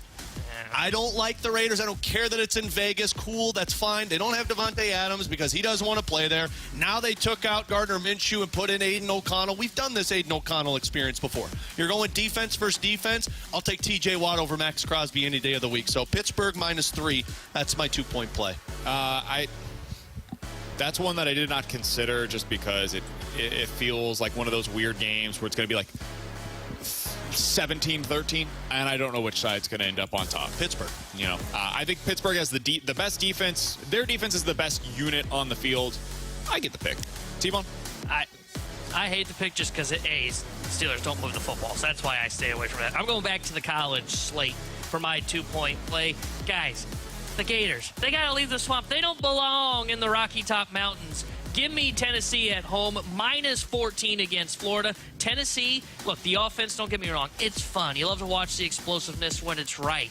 What's underrated about the Tennessee Volunteers, best defense in the SEC so far in games in which they've gone against a FBS opponent. According to advanced numbers, they've got the best EPA per game on the defensive side of the ball. I think the Gators stink. I think you're going to see Tennessee win this one by more than 2 scores, so give me Tennessee -14. This is what Tennessee does. They're at home. They go up against a bad team. They end up putting up a bunch of points, and that's what they do, right? They're the bully. When somebody else is able to punch back, they get punched in the mouth, and they typically fall down. But I don't know that Florida has that punch back in them. I like that pick. All right, my 2-point play for this week is going over to the NFL side of things. We have a new starter taking the field for the New Orleans Saints. Crap. Their defense has not looked quite as good over the last couple of weeks as it did early on, and their offense went from being this high-flying offense that our text line was mad at me for not buying into all of the way in the first couple of weeks to looking awful over the last couple. Their offensive line has some issues with injuries as well. I think the Buccaneers are just a better team. I think they have a chance to put up like 30-plus points in this game. Give me the Bucs. It's only a 3-point line in this one. I like Tampa Bay. Win this one by 10-plus. Bucs on the road at the Saints is my 2-point play. I don't know how to feel about this because this is my 3-point play. Because BK took it, makes me concerned, but I also have zero confidence in Spencer Rattler having any success. He was bad in college. Tampa Bay is coming off of a bad loss to Atlanta. And as long as the offense just doesn't light up Tampa Bay, which I don't think Spencer Rattler's going to do with that offense, I think Tampa Bay holds them down. I know it's on the road. I know I'm taking the favorite in this one, but I'm with BK, man. Tampa -3. That was the easy 3-point play for me. T-Bone? To be honest, I thought about that game, and I totally forgot that Carr was out. Otherwise, I probably would have put it at my 3-point play as well. But my 3-point play, look, everybody is going to look at this and they're going to say, T-Bone, what are you doing? Because it's two ranked opponents. T-Bone, what's going on? Hey, look, they're getting their best quarterback back this week. Quinn Ewers is back, baby, and I'm going to the rivalry game between Texas and Oklahoma. You know what Oklahoma is? A bad football team. Yet somehow they're still in the top 25. They'll probably beat Mizzou. They're not much better. But I like Texas -14 points against Oklahoma. Right? I don't think this game's going to be close. We talk about it. Everybody says, there's not a great team in college football. Texas is the best team in college football. Quinn Ewers is back. They're going to win this game easily. Give me Texas -14 Quinn Ewers points. power. High five, T-Bone. Yeah. Actually, Horns up. I like the pick. I think Oklahoma's going to have a really tough time scoring in this game. Their defense, I think, will make some plays. I think it will be tougher than people are anticipating for Texas to put up big numbers. But I think Texas will end up winning this one like 27-10, and that covers the spread for you. So I like Texas in this game as well. Oklahoma, don't mind worst the pick at all. offense based on EPA per game in the SEC. Per play, but yes, they are terrible. Either way, guess what? They're worst. That was also the actually. I know, but I just wanted to make sure that we get the right stat out there Of for course anybody that might check him. Anybody that might check. My final pick of the week is going to Sunday Night Football. The Cincinnati Bengals looked like themselves last week, and that's both offensively and defensively. They are a horrific defense, a really bad defense. But the New York Giants, I don't think, are the kind of team that can really take advantage of that. They did to a degree last week, but it was Tyrone Tracy and Darius Slayton. I don't think those are guys that Cincinnati is going to be really concerned about. I think Cincinnati puts up like 34-plus points against the New York Giants, and I don't think New York can keep up. They're only, surprisingly enough, a 3.5-point favorite in this one. I know they're a 1-4 team. They have not won a lot of games this year. This is when they get right. I think this is the start of the Bengals going on their annual run. I think they win like 6 of their next 7 games. It starts out this week with a big performance out of Joe Burrow, Jamar Chase, and T. Higgins. Cincinnati big on the road at New York against the G-Men. Bengals -3. I had a couple buddies because they like to play along with us, and I had a couple buddies like, dude, you should take the Giants plus the points. I'm not doing that, but I so wanted to take that same bet, except the G-Men just you-know-whatted to me last week in Seattle, so I stayed away from it. It seems to be the right pick because it's not a big spread. You're right, Cincinnati played well, and Neighbors is out again. They just ruled him out today, so I love the pick. I was too scared, though, after watching the G-Men last week. My dad just texted me, and he said, oh, cool, BK's losing another week. Yeah. What did he not like? That pick. The Bengals? He likes the Giants, man. I didn't have the gut to go for it. That was my problem. More power to him, man. I don't like the Giants at all. I'm good. Anybody else that wants to take the Giants side, feel free. There's your clip for Monday. I would be happy to take your bet. I'll bet against you and the Giants. Let it simmer for a couple seconds. That's a BK loss. It's going to be a great clip for Monday. I think I will go 2-1 this week. I'm thinking 3-0. I'm not making any picks like that because last time I was confident, I got it right up the you-know-what. So, nope, we're just going to sit here and say, it's a tough week for I feel picks. comfortable with my picks. College football is tough because everything's really tight. I don't have a big lean one way or the other in some of these games. These are games that I just want to be able to watch without any sort of a rooting interest in them. I'm glad Mizzou plays UMass tomorrow because I can spend a lot of my time just watching the other great games across college football. Oh, and that game's close. We'll get into that coming up in the 1 o'clock hour, but it's a really good, we'll get into that next. With Alex and T-Bone, I'm BK. Look at the rundown, man. Coming up next, it's a separation weekend, both the SEC and the Big Ten, and we'll tell you about it here on 101 ESPN.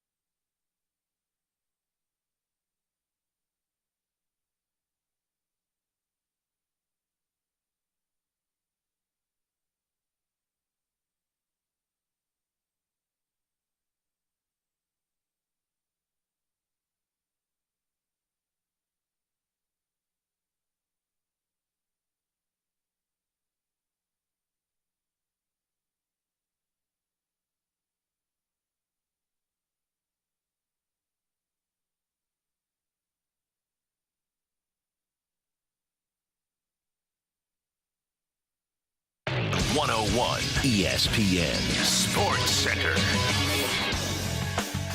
I'm Jordan Deacon. The Sports Center update is brought to you by Saliga Heating and Cooling. The St. Louis Blues came away with a 5-4 comeback overtime win against the San Jose Sharks last night. Both Suter and Foxa got their first goal as a Blue, and the captain, Braden Shen, sealed the deal in OT.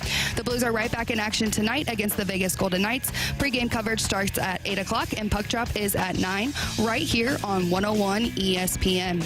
I'm Jordan Deacon. The Sports Center update was brought to you by Saliga Heating and Cooling, an independent American Standard heating and air conditioning dealer. We're back to more exclusive Blues talk.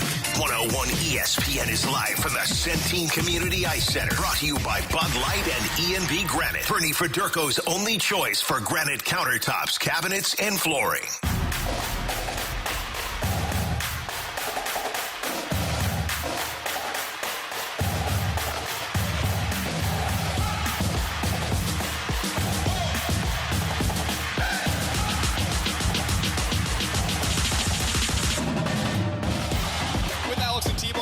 So we just gave you our picks of the week, and we did make a couple of selections on the college football slate. T-Bone picked one of the biggest games of the weekend in Texas versus Oklahoma. The Red River rivalry, is that what we're going with nowadays? Not the shootout anymore? Don't even know. You can't call that if you don't know if that's what it's called. Yeah, Red River rivalry. Well, it used to be the Red River shootout, but then they changed the name because of the use implications 3 of R's, you know? It's tough. Yeah. Red River Rivalry is now what it is. And, of course, because it is a rivalry, it has to be sponsored. So it is the All-State Red River that Rivalry makes sense. nowadays. This week is huge for both the Big Ten and the SEC. It's a potential separation weekend for a lot of teams in those two conferences. Texas versus OU. That's an elimination game for Oklahoma, effectively. South Carolina versus Bama. South Carolina's been a little more frisky this year than I expected them to be. Bama just lost against Vanderbilt. If they lose at home this weekend, done. Over. Game over for Alabama, and then suddenly we'll be looking at that as maybe a winnable game for Mizzou, depending on what happens. We'll see. Florida versus Tennessee. Florida's already done. Tennessee, if you look bad in this game, coming off of what happened to you last weekend, we're going to be looking sideways at them as well. And then Ole Miss versus LSU also has the potential to be an elimination game for one of those two teams. So it's a really fun weekend in the SEC, but it's not just them. Big Ten has Penn State versus USC. Dude, this is one of those games that I'm most looking forward to watching because Penn State has one of the best defenses in the country. And this is the kind of year where one unit, if you're elite in one side of the ball, that could be enough to win you the national championship. Penn State's one of those teams that I'm keeping my eye on of like, man, came out of nowhere. I can't believe that team won the Natty. It's in play, but this is a really tough spot for them. Going across the country to Southern California, this is not a place that Big Ten teams have had success in so far. Teams that are going at least 2 time zones away are like 1 in 10 so far on the season from the Big Ten. Could have seen that. West Coast, East Coast. Yeah, am I right, It's been rough. And then Ohio State versus Oregon is another massive game in the Big Ten. What, for you guys, is the game that you're most intrigued by heading into the weekend? I mean, to me, it's one of those SEC games that you were talking about because I was going to ask you as you were going through those matchups, do we still believe that there's going to be 5 SEC teams in the college football playoffs this year? Might be 4. Because now, I mean, at the beginning of the season, we were talking about 5. Maybe you could see 6 for some odd reason because the SEC... Definitely not 6. No, not at all. But, I mean, you just listed off 3 elimination games for potential SEC teams. I don't know if there's going to be 5 anymore because you've seen a lot of teams kind of so much grouped together to where I guess it's just Texas that has really kind of escaped the pack, and then everyone else is like, yeah, but I don't know if they're as elite as we thought they were in the college football playoffs. Yeah, for me, the game that I've got my eyes on, there's 2. Well, I'll start in the SEC first. It's the Ole Miss LSU game. Yeah. Because Ole Miss is the same. We talked about them a lot in the preseason leading up to the college football season starting. They're in the same spot as what Mizzou is, where they are 2 teams that are all in, that the expansion of the college football playoff could not have come at a better time because they were probably always going to be 1-2 loss teams. Mizzou ends up getting the break and getting the really good schedule from the SEC. And now you look at Ole Miss, they lose a game versus Kentucky, who's got they're feisty, they got a good defense. You shouldn't lose that game, especially at home in that circumstance, because the rest of their schedule, like now they don't have a mulligan for LSU on the road, and they still got Oklahoma and Georgia at home.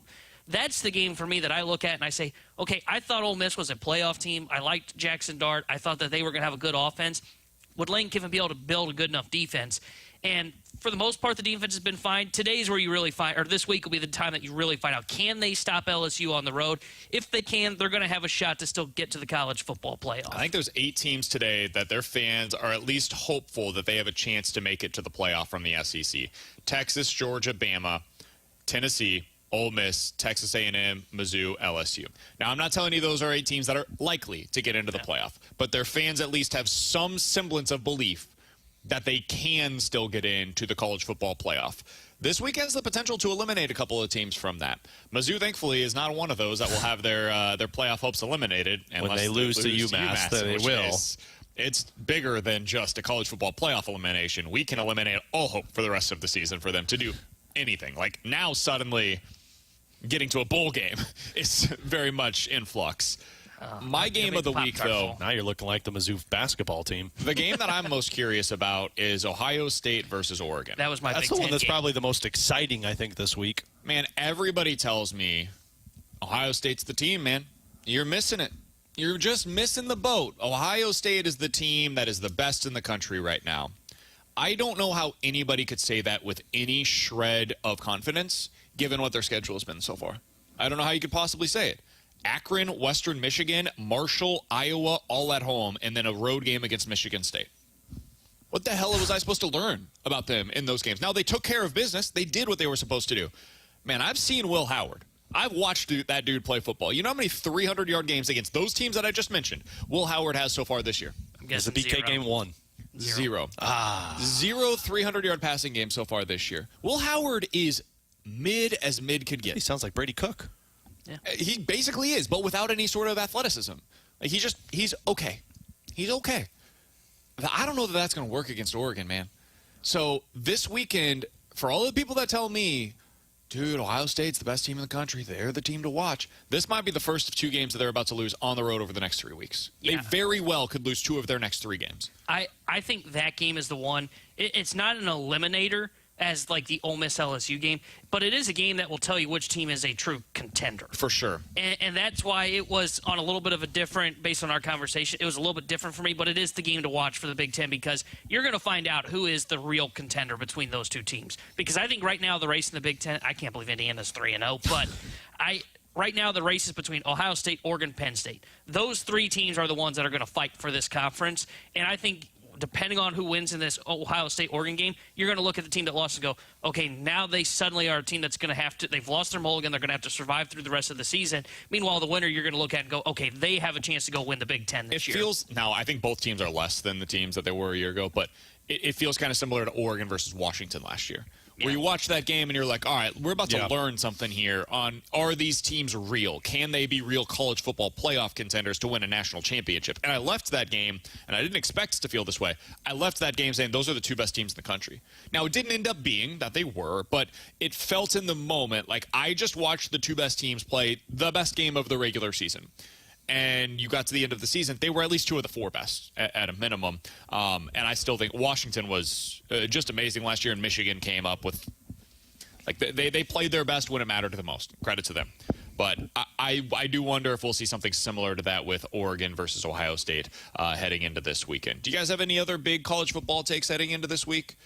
An upset that you're hoping to see? Well, UMass over Mizzou. A game that maybe is flying a little under the radar relative to expectations because there are so many. This is as good of a college football slate as you could possibly ask for in Week 7. In October, to have this many top 25 matchups, compelling teams going up against one another. Penn State USC isn't even a top 25 matchup technically. Penn State's only a 3-point favorite, and they're the number 4 team in the country going on the road against an unranked opponent. Yeah.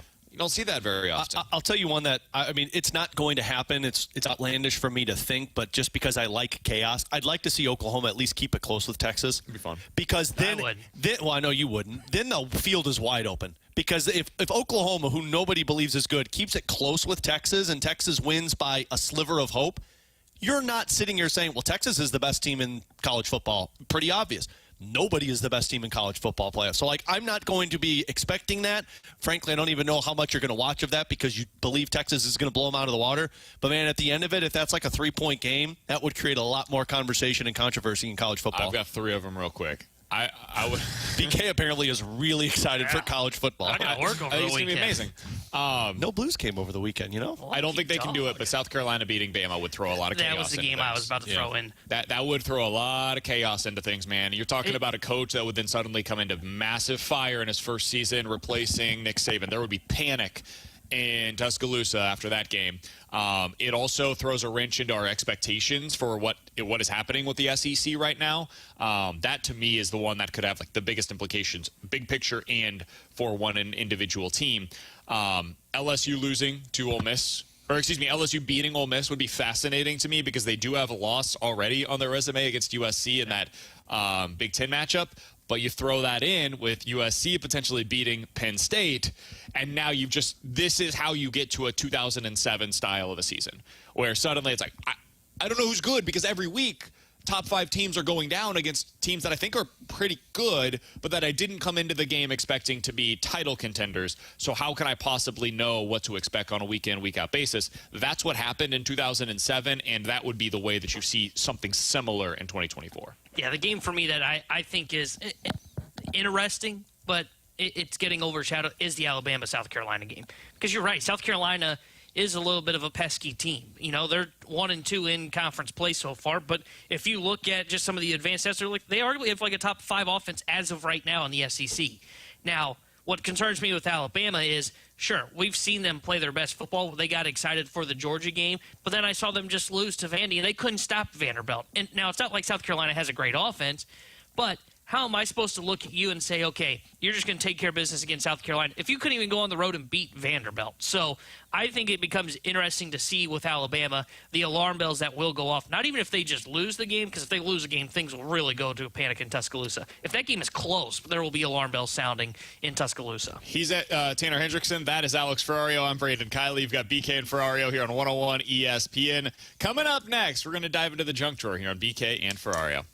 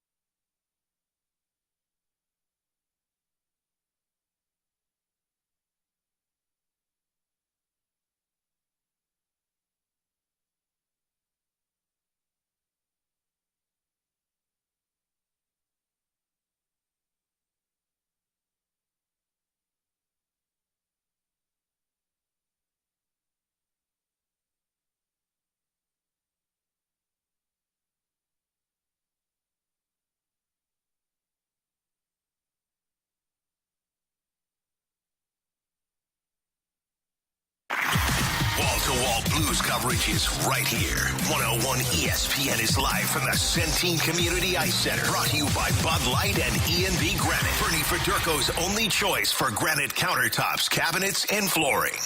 Let's open it up. The Junk Drawer with BK and Ferrario. Brought to you by Fenton Bar and Grill. Best trashed wings in Missouri. Dine in, carry out, 7 days a week.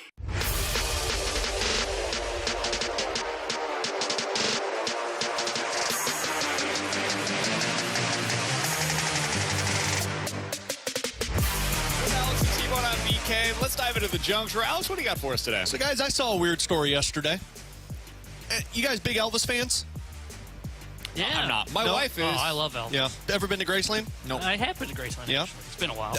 I'm neither a big Elvis fan, nor have I been to Graceland. Oh, man. Bad Brutal. taste in music, man. Yeah, seriously. Keep listening to Chapel Roan, right? There's nothing better than like going on a She walk. has, for any of you that aren't familiar, she has blown up in a significant way, and I think she was not meant to be this famous.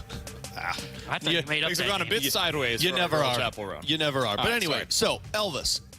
I saw a story yesterday of, I believe it's his daughter, Lisa Marie Presley, if I'm not mistaken. I don't know. They're all kind of jumbled together. Anyway, her son passed away 4 months ago.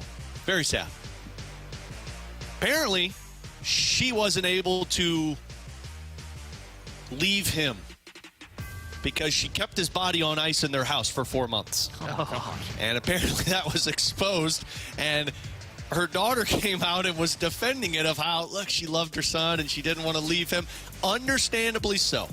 Would never want to be in that situation where you'd have to bury your child. But I don't know. I don't know if I'd be in the same place where you could have their body on ice for 4 months close by. Lisa Marie Presley's dead. Well, this is even a bigger This is story. even wilder. She died in 2023. I was going to say, when you said that, I did think she was dead. Okay, hold on. I got to make sure. R.I.P. Okay, so yes. So she passed away, but apparently she kept her son Benjamin's body on ice for 4 months after his death. Interesting. So this happened like a couple of years ago. Apparently. But apparently it's come out 2 days ago. The story popped up 2 days ago, and it's like, hey, Lisa Marie kept her son's body on ice for 4 months after he passed. Sure. I didn't realize Lisa Marie was passed away. So this is kind of like the Ted Williams thing, right? Ted Williams. Isn't that where, didn't he have his head frozen? Yeah. Because he thought he was going to come back? You never know. Is it still frozen? Yeah. Oh, I didn't know that was a That'd be a wild thing at the Baseball Hall of Fame, right? And this is that over where here he is is? They have that exhibit. This one over here is where Ted Williams' head's frozen. I think he winked at me. I don't think I could do this. Even if it's your kid. It just freaks me out. Yeah, I don't like. That Oh, doesn't no, provide I'm me good. the closeness of knowing my child is still here. It freaks me out that their body is in the other room. Hey, dude, after I'm gone, you better get rid of me completely. Oh, I will. Like, Oh, don't worry. my mom has always said she wants to be cremated and my then dad thrown does into the too. ocean. She just wants to be like, hey, send me out in a place that I want to be for the rest of my life. And for her, the beach is her spot, right? Hell So yeah. she just wants to go out into the ocean. I'm good, man. I don't know what I want. I'm not there yet, but I know I don't want that.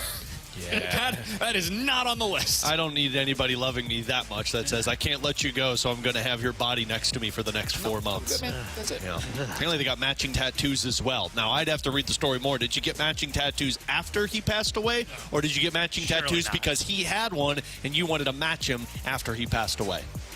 These are all the answers that we're looking for with certain situations, which I didn't even realize Lisa Marie was not alive still. Well, there we go. We can't ask. She's dead. He's dead. Now they're in a better place together. With Alex and Are T-Bone both on of their PK? bodies still in Graceland? Fair question. So when you walk around and you're checking out Elvis's basement, you're like, what's that smell? This is a story for Alex Ferrario to get to the bottom. Yeah, of. road trip.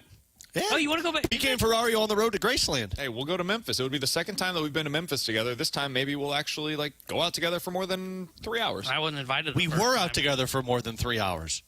I was out with you until 2 o'clock in the morning, and I said, this is enough. No, you all went back to your room. I left the moment you guys went back to your room because then I got in an Uber, and I thought the Uber was taking me in a different Don't direction. you look at me to confirm this. Alex I wasn't didn't get there. to dinner until 9 o'clock.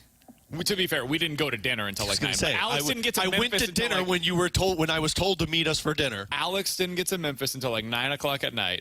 Went to dinner with us. Went out to a bar with us. 2 bars. And then went home. 2 bars because they had to go to another one. Yeah. And then the second one we went to was just really uncomfortable. We were like in this little tight corner. It was weird. There were people throwing things. It was very uncomfortable. It sounds like it was a good And then time. they said, Memphis is great. hey, we're going back. We're going to go drink our whiskey. And I said, cool, I'll go back with you. I did 1 drink of it, and I said, I'm out. And I got in an Uber, and I thought the Uber was going to take me somewhere completely opposite because I had it on MapQuest, and it wasn't taking me to my hotel. And I thought the lady was taking me somewhere to bury me. I think this upcoming year, we should take a trip out to Memphis because the Cardinals aren't going to be trying to win at the major league level. So maybe we can go see they're going to go see the AAA level?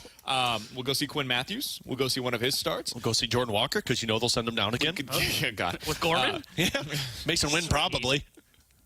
Please don't. Alec Burleson? We can't deal with that. We know let's Ivan be Herrera. honest. He's out of options. Yeah, Ivan but they'll find Herrera's a way. He'll start there. We could get in touch with the Cardinals. We could make sure that we get a bunch of players on the show. We could broadcast live from the game. I know one part of this story And then that night, we could all go out and in Memphis And together. go see if there's a body in come on. Graceland? We could find out. Yeah. Oh, like ghost hunters go at night. We could do a Ghostbusters. Memphis barbecue tour as well. It'd be great. No, man. I mean, I'm out to find dead bodies. You're We're- going for barbecue. Which one of us is most likely to end up in the fetal position the way that I was after our Alton trip most You. recently? You. After that trip to You. Memphis. I've seen you in the fetal position. You. Okay. Yeah. Boy, that sounded weird. Not the way that people are thinking I saw him. I saw him curled up on a bed because he wasn't able to hang. I was at the foot of the bed. Yeah. In the fetal position, like BK, rocking back BK and doesn't forth. think I I didn't can know- like handle myself. I pounded an Yeah. entire box of Bud Lights, and then I was like, Now, to be fair- I'm out, boys. I didn't know what was going on when I saw him there. I walked past him because I had to go to the bathroom Yeah, and because upchuck. he was throwing up too. Yeah, I had to upchuck my chicken wings, and I walked past him. I'm like, what's this guy doing? He's Alex. That's T-Bone on BK. Good times. Alton's fun. You guys can't hang. No, I can. He can't. Do you want to read, by the way, the Alton yeah. Telegraph? I write for them now about the No, University no of Missouri. shameless plugs. You want to follow me on Twitter at T-Bone101ESPN. I've got a new podcast episode out with Donnie Fandango and Jeremy Rutherford talking all Blues hockey, Last Minute Blues podcast. Can I see Donnie's entire face on this episode? No, you can't because Donnie stepped to the side. He got way too excited. But it's a really good watch. Because occasionally he'll sneak back in. Occasionally he'll be like, hey, whoa. Slides in. It's a magic trick. It's like, whoop, here I am. And I'm back. He's Alex. That's T-Bone on BK. Coming up next, do the Blues have the defensive core to compete with the best in the NHL? Their point totals might surprise you. We'll talk about it next year on 101 ESPN.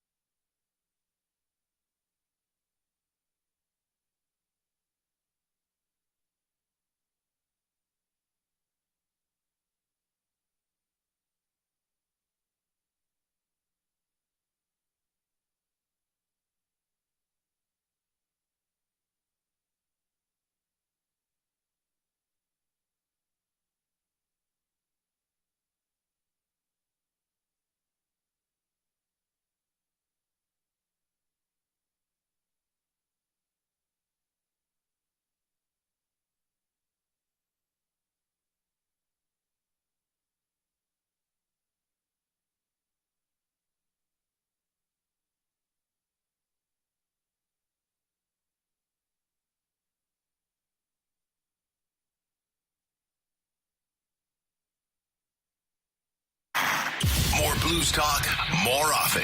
101 ESPN is live from the Centene Community Ice Center. Brought to you by Bud Light and E&B Granite. Bernie Federko's only choice for granite countertops, cabinets, and flooring.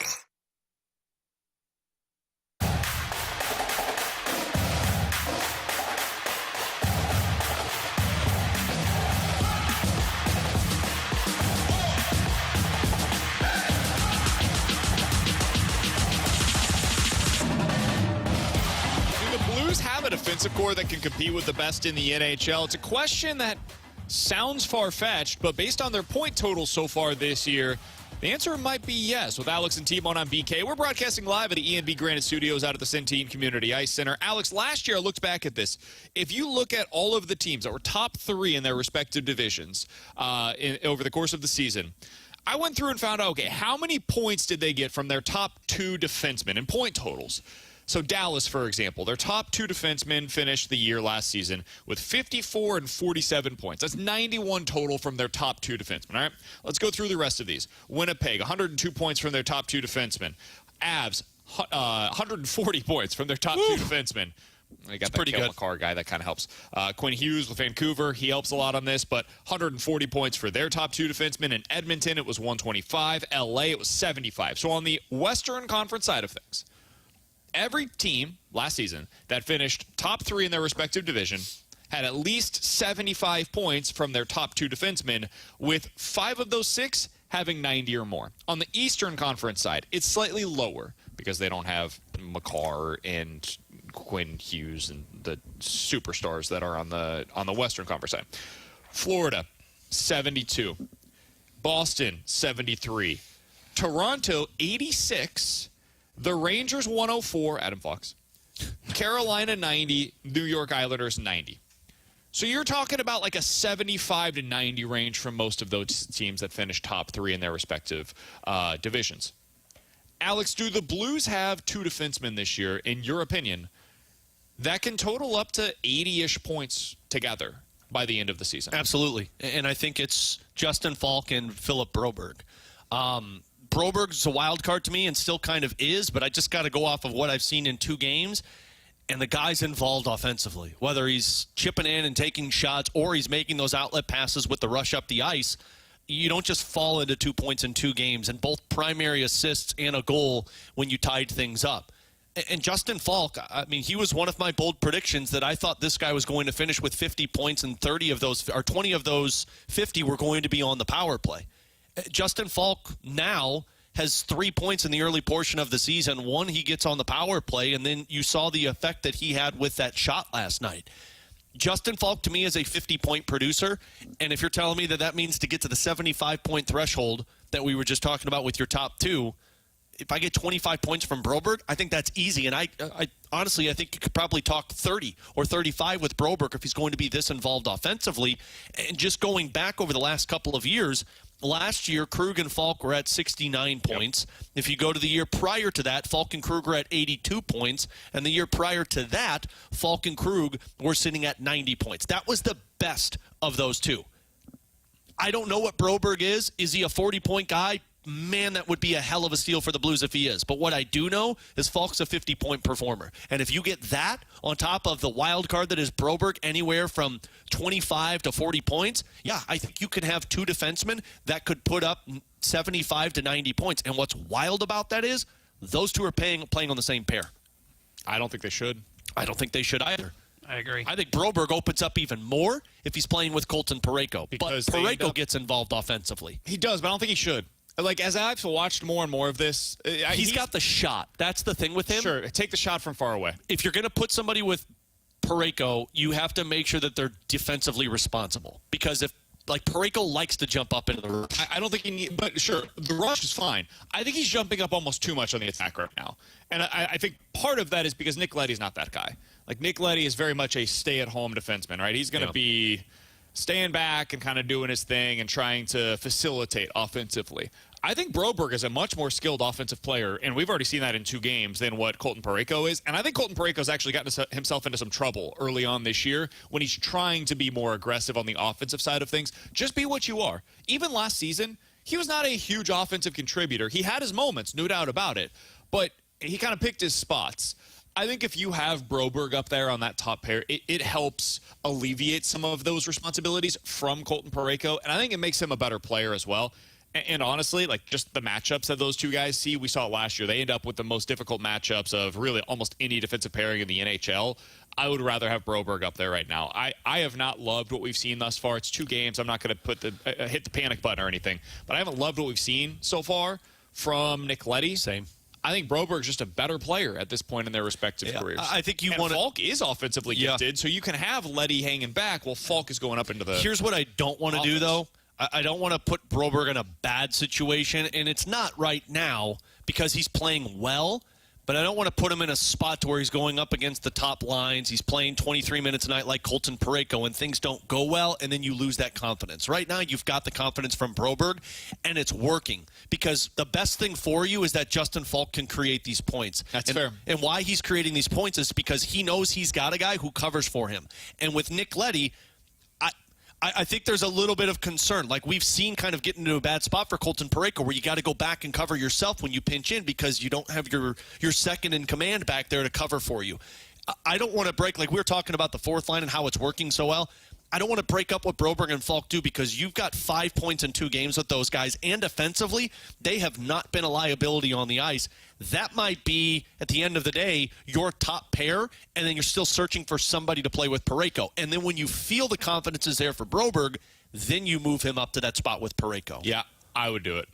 I totally hear. The reason why I would do it now is because I want to build that comfort with Parayko. Because I don't want him to get too comfortable with Falk where this is our second pair. I don't think Falk is going to overtake Parayko as your top pair defenseman at any point. So if I want him to play more minutes, he's going to have to do so with Colton Parayko. I think that's probably your long-term pairing anyways. He looks comfortable right now, man. Yeah. And you're right. I don't want to break the confidence. And so, you don't want to keep moving him up and down and up and down and up and down. But right now, I have enough confidence in him relative to what we're seeing with Nick Leddy. I would just make the move. Yeah. I don't think they'll do that. I think that they are keeping the defensive pairings stable while fluctuating with a line seemingly every 5 minutes over the course of a game. That's true.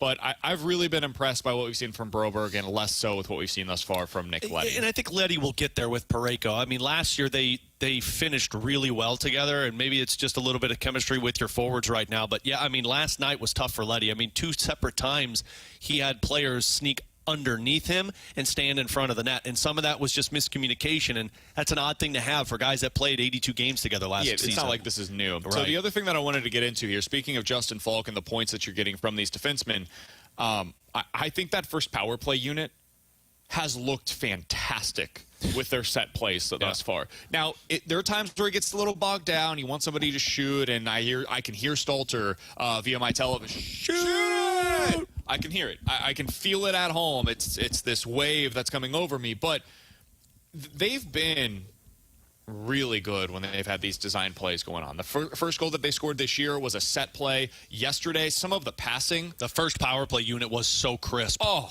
yeah. I needed a cigarette and a sandwich afterwards. It was unbelievable to watch. Gross. That being said, the second unit looks less great. Alex, what have you seen so far from that first unit? Let's focus on the good. Elite passing with the inability to shoot. The first power play goal you scored, set play, yes, but I don't want to take my chances every game that my power play is going to score off of Jordan Kyrou outskating a defenseman and stick handle in front of the goaltender. That first shift on the power play last night on their first power play, I mean, BK's right. I was looking for a cigarette and a sandwich after that one. There were 4 passes to where it was boom, boom, boom, one-timer. Problem was he made the save, it came out, and they never got back in. Yes. The second power play was the one that frustrated me more because you have that elite passing, but at some point, other teams know all you're going to do is pass. Because the Blues, and they did this last year where they got into this rhythm to where it was like, we're going to keep making passes until the goaltender is stuck and it's a wide open net. And sometimes all you need to do is make 2 passes, take the shot, and make everybody force their direction with bodies in front. It is elite passing right now. And we were texting with JR earlier today because we were curious, like, hey, who's running these power plays? And JR said, like, you believe Steve Ott is still running it, but Claude Julien is working with him. And I said this when Julien was hired. He had a lot of success with the power plays in Boston.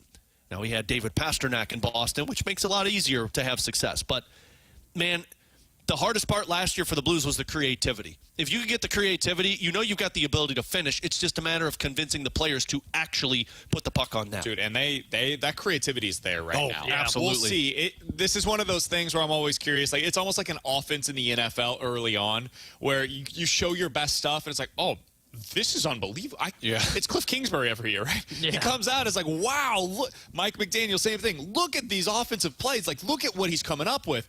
And then you get to, like, late October. You're like, hey, what was the next thing? Like, you'd showed us all of this stuff, and then there was no, like, add-on. There was no addition to. So my hope is that it's not just, okay, we see these for the first 5 games, and then penalty kills start to be able to scout it a little bit more, and it looks a little more bogged down. And I'm expecting some of that over time. Unless you get a one-timer on one of those sides, it will. That's the thing they're missing so desperate. If they had like a Perron, and I just say him because he's the guy that we always go to here in St. Louis. Holy cow, I would need a cigarette and a sandwich because the puck movement's great, but you can't pass the puck, settle it down, and then take the shot. By that time, the defense has recovered and the goalie's had a chance to slide over. Look, the passing's great. That's one thing I don't think is going to like go away. You can't really scout that. Defensively, though, you can kind of, after scouting it for a while, may go, they don't really have the shots. We don't have to panic and go over I did feel like fast. in the past, though, some of their passing, while like fun to watch and pretty, it didn't lead to really anything. accomplish it. Nobody fell for it. They would watch the Blues pass and say, cool, but you're going to have to shoot sometime. There's intent behind the pass. Like, it's not even the shot. It's not about like them shoot. There's intent to get. They're thinking like 3 steps ahead this year, Yep. where it's like, okay, I'm going to pass it here so he can get it there, and that opens up this, which leads to this shot opportunity. And even if it doesn't work, there's intent behind everything that's taking place. And I didn't feel that way as a total amateur watching hockey. I didn't feel that way watching the games at times last year. So it's been refreshing to watch a power play that's like, okay, they have a clear idea of what they're trying to do, and even if it doesn't work, the process looks really good right now. I want to see 10, 12, 15 more games of it before we make any sort of sweeping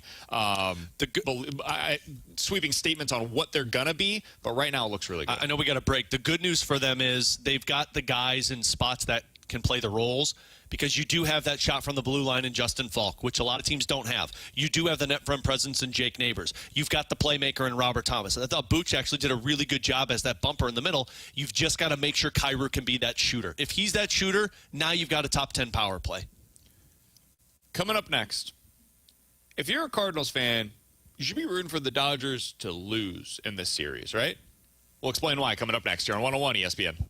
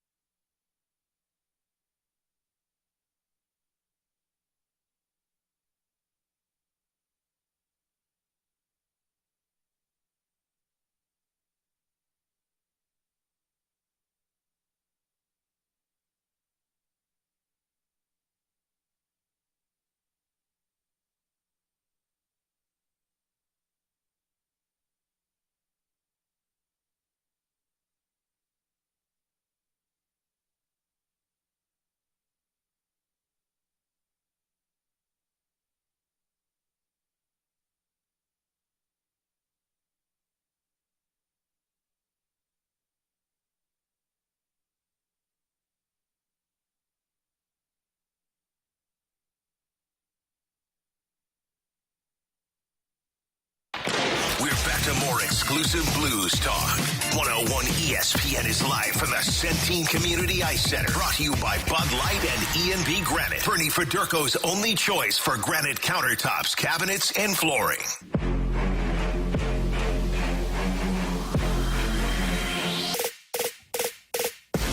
So we can all agree the best thing for the Cardinals is for the Dodgers to lose, right? How dare you? So we can get Dave Roberts? Oh, yeah. I mean, and Mark Pryor to work with our pitchers. Oh, I like Dusty Blake. I think Dusty Blake's done a good job. I know that nobody else seems to like him. Oh, yeah? This How'd time, your but- pitching look? Pretty good. I mean, relative to expectations, Must not have I mean, to be untapped fair, that the last potential. 2 years he's been handed a bad hand, which is, hey, make these guys have swing and miss. I felt like the pitching was fine this year. Looked like Miles Michaelis was the same pitcher.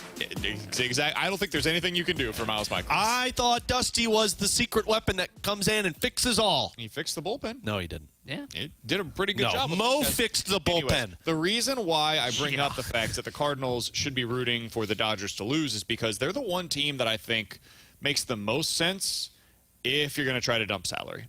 And I'm talking about for Nolan Arenado. I'm talking about for the aforementioned Miles Michaelis, Steven Matz, Sonny Gray. I don't know how many of those guys they would be interested in, but I bet you they'd be interested in at least one or two of them. Nolan Arenado, I don't know how many landing spots there are for anybody to take on Nolan Arenado with them accepting a reasonable portion of his deal that he would want to go to. Because that's the thing with him. He's got a full no-trade clause. He can decide where he's going. You're not trading Nolan for any kind of a return. You're trading Nolan to get off of as much of the money as you can. And that requires him to be a willing participant in the trade. The Dodgers are one of those teams that I would be shocked if he would decline any kind of a trade to that team. I don't know if anybody's going to take on Nolan Arenado. I mean, Not at 35, but could you take him on at like 20? I can see a maybe team doing that. But I don't know if I don't see the Cardinals eating any salary to get rid of him. I think they'll just keep him and say, well, we'll keep this guy on the roster. But like, I always forget that there weren't a whole lot of people pursuing Arenado. Now, some of that was because Nolan Arenado basically said, like, hey, I'm only going to one of these two teams. But like, the Colorado had to pay to get rid of him. I don't see the Cardinals paying to get rid of Nolan Arenado, and I don't know if the Dodgers, even at $20 million, are going to say, yeah, we'll take that guy who has declined over the last couple of years and might not be the best person to be around. Maybe not. That's the part that I'm the most skeptical of. I do think the Cardinals would pay down some of his salary because if you're telling me, Alex, hey, you can either pay for all 35 or for 15. I mean, which one of those is better? And you get to play Gorman. But the Cardinals don't like paying guys to go play elsewhere. But he's also you're paying was a bad situation. You're paying significantly. They did it with Mike Leake as well. They've done this in the past. You're paying significantly less, and you're opening up the roster spot, and you're allowing for your young players to have that opportunity. I'm actually much less skeptical of them doing that. It's the will somebody take him, and your best chance to find somebody to take him is the Dodgers losing. You need them to feel like they need to make changes, because what they did wasn't good enough. And one of those changes that they could potentially make is Arenado. But it's not just limited to him. It's also possible, and this would be something that I personally would not be thrilled about, but maybe you do attach Ryan Helsley to some of these bad contracts, plural, and end up trading like Ryan Helsley with Arenado and Miles Michaelis to the Dodgers. Michaelis is not a great pitcher, and I don't think that they would love to have him, but if you're paying it down a little bit, Michaelis is stable. He's a guy that you can expect to make 30 starts for you, and the Dodgers are the exact kind of a team that probably will be placing an emphasis on that going into next season. And they could get for their services a all-star, all-world caliber closer. So to me, they're the team, man. They're the team that I would be pointing to and saying, you really want them to lose? Because if they do in the DS, much more so than the LCS, they feel like this is not working. We've tried and tried and tried. This current core, we've got to add to it, not subtract. And I'm with you, like that's probably going to be your best case scenario. And honestly, what you could do is probably take on one of those injured pitchers that have not been good for them, and you take just a chance on one of those guys, like a Bobby Miller who stunk, or maybe a Walker Buehler, and you are able to they can get rid of that player and bring in a guy like Nolan Arenado. I'm just not on board with the trading Ryan Helsley with somebody to get rid of him. Even if it means getting rid of multiple of those deals? I don't know if you can get rid of multiple of those deals. That's the problem. Helsley's my asset right now, I'm man. with you. Like Helsley is the golden goose egg of potentially riding the ship with your development and minor league system. If you're telling me maybe I got to attach another young position player with a deal to move on, I'll listen to it. But Helsley's just not it right now for me. Helsley's the one that I look at and I say, no, I'm going to see what the best price I can get for this guy. Here's another one that I would throw out there. What about Nootbaar? What if I told you could attach Nootbaar, because they need an outfielder. They've got Teoscar Hernandez, who's hitting free agency after this season. That's one I would listen to. What if you could attach Nootbaar to Nolan Arenado's contract and say, you know what, this is our way to get out of it. Yep. And Nootbaar doesn't have like an everyday locked-in starting spot for us next season. They go with Thomas Ajacey at second base, Gorman at third base, put Donovan into left field, Walker in right, run it back with Victor Scott and Michael Ciani in center, and that's the way that they can move the contract. They've got to get creative this offseason. I would not do the Ryan Helsley thing. I'm totally with you guys. I'm not sure I would trade Lars Nootbaar, but these are the kinds of things that I would imagine they're going to be thinking through this offseason as they consider, okay, how do we improve this roster? And more importantly, move money, open up spots for young guys. The reason I would do the Nootbaar one is I'm not sure if Nootbaar falls in line with their competitive window that they're hoping for. Like Nootbaar and Donovan, we've talked about how they're kind of very similar, but Donovan makes more sense in terms of the utility guy. He's more of a leader, it feels like. Nootbaar feels like he's good, but is he going to be the piece that we need when we're ready to compete? So if you're telling me I can trade that and bring and get rid of Nolan Arenado's money and potentially actually get back something that's just not working for the Dodgers and I take a chance, that would be the best case scenario for this Cardinals team. I think so too. But I would need to get something in return. I don't just want to dump Lars Nootbaar because I do think he's a real asset. Yeah. Even if you are not a fan of Lars Nootbaar, I think there are teams across the league that would pay a pretty good penny for him.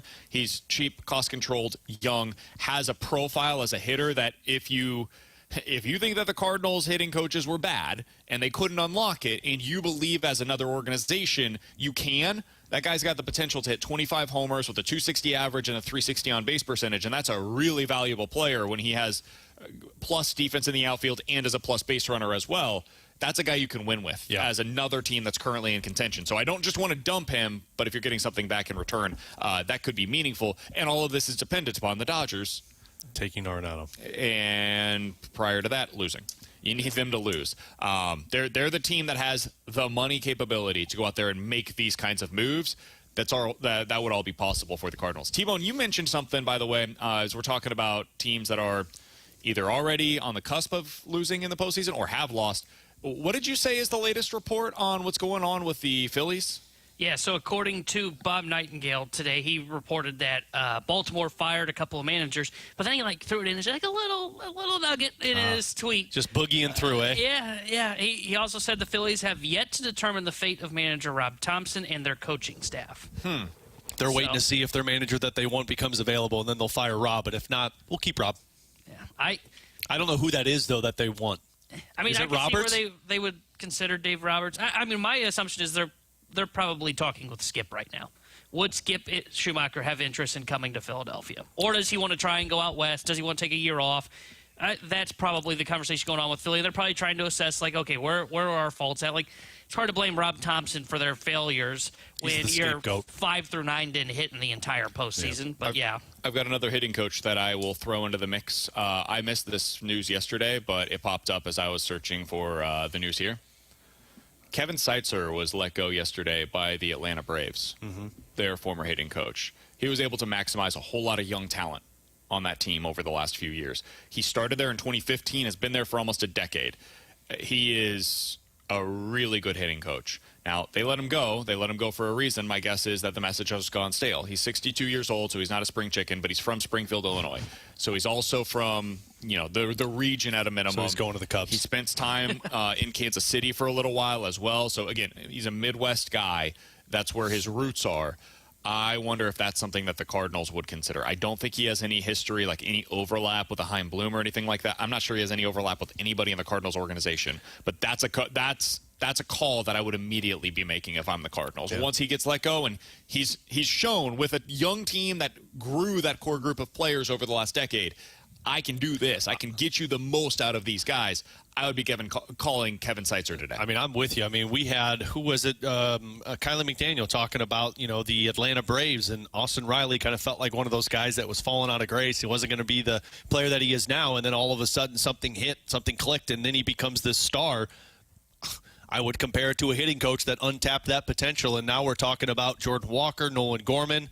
Yeah, I would be getting somebody like that with that expertise. The problem with that, though, is if you're 62 and the message fell stale, Are you going to be able to bring that guy in, and is it going to work with the transition that you're trying to accomplish with all of these younger players? Maybe. I mean, it worked for them on the front end. He sometimes, he's been with them for a decade. So these are the same guys that he's been working with for really the last 5 years or so. Yeah.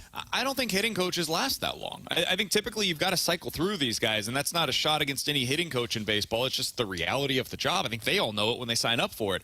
If you can get 3 good years out of Kevin Seitzer, and he comes in, helps out your development, he's clearly a part of their hitting system in Atlanta. They have a philosophy throughout the system. If you can bring some of that to what you have going on here, man, I think that makes a ton of sense. He has worked in the past, like one of the biggest Kansas City-based operations for baseball. Like one of their travel teams is the McKenna sites. Sites comes from Seitzer. He was a big part of that program. So he's worked with like youth baseball. He's worked with young people. He knows how to get a message across to people that are, growing up in today's game. He worked with a ton of young kids on the Braves. Hey, man, I don't know a ton about a lot of hitting coaches across Major League Baseball. That's one that I do know, and that's one that I think the Cardinals should absolutely be talking to as soon as humanly possible. Yeah. That would be a good hire by them. I think that one would make sense because you're right. I mean, if he can connect with the young guys, look, it's okay if he flames out in 3 years, but you know what you need to do if you're the Cardinals to avoid a rebuild and have this just be the refresh that they're calling it? You got to get these young guys to start hitting at the big league level. Yeah. You got to find a way to get Gorman, Walker, Wynn, Burleson, Nootbaar, all those guys to be consistent hitters at the big leagues. That message didn't work with Turner Ward. It's why they ended up moving on from him. So, yeah, if he had success and you talk with him and you feel like he's a guy that will connect with your youth movement, he makes all the sense in the world to bring in. Who cares about his age? That's just a number. Yeah, and sometimes, like, some of the best coaches in Major League Baseball right now have just evolved with the game, and despite their age, they are still able to connect with younger players. Look at Francona in Cincinnati now. Exactly. With Tanner Hendrickson and Alex Ferrario, I'm Brandon Kiley. Coming up next, we're going to get into our NFL weekend look ahead. What's the biggest matchup on the slate heading into this weekend? What's the upset we're going to be picking? Feels like we've had a ton of those so far this year. We'll get into that next here on 101 ESPN.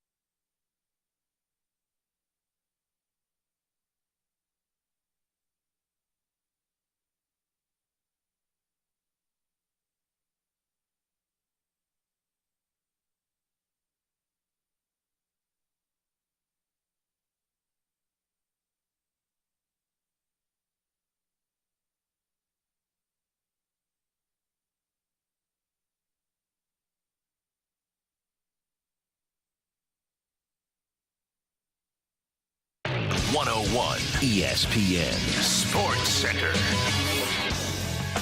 I'm Jordan Deacon. The Sports Center update is driven by Johnny Londoff Chevrolet and Johnny Londoff Autoplex. Last night, the Blues came away with a 5-4 comeback overtime win against the San Jose Sharks. The guys are right back at it tonight, taking on the Vegas Golden Knights, but forward Texier will not be in the lineup as he is listed as day-to-day due to an upper body injury. Pre-game coverage for tonight's game starts at 8 o'clock and puck drop is at 9. You can hear all of the action right here on 101 ESPN. My name is Jordan Deacon, and this Sports Center update was brought to you by Johnny Londoff Chevrolet and Johnny Londoff Autoplex. See them at londoff.com. Chevy, together we drive. Are you kidding me? Wall-to-wall Blues coverage is right here.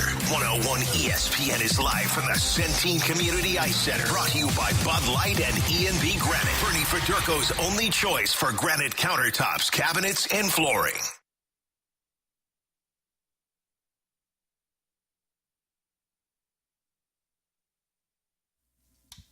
Alongside Alex Ferrario and Tanner Hendrickson, I'm Brandon Kiley. It's BK and Ferrario here on 101 ESPN. It is time for our NFL weekend look ahead. I don't know if you guys can hear the bet. I can nudge it heads up. Jordan on that end. Alex, as we go into the NFL slate this weekend, what is the matchup that you're most looking forward to? I mean, mine is the one that I've taken in our pick'em, Ravens versus Washington Commanders, mostly because Fun one. Ravens, I'm not sold yet that they're the second best team in the AFC, frankly, because I think there's like 3 second best teams in the AFC. What I am sold is Washington might be one of the best teams in the NFC. That offense is just fun to watch. And can you do it against a really good team? Because I'm so sick of but they haven't done it against anybody. That's fine, but do you do it against Baltimore? Because if so, everybody should be talking about Washington. It's Pumpkin Patch weekend, by the way. Excuse me. It's Pumpkin Patch Sunday. Saturday's fantastic. The college football slate's great. This slate stinks in the NFL. There's like 3 good games across the entire slate, so I'm going to go next. Normally I would go to you, T-Bone.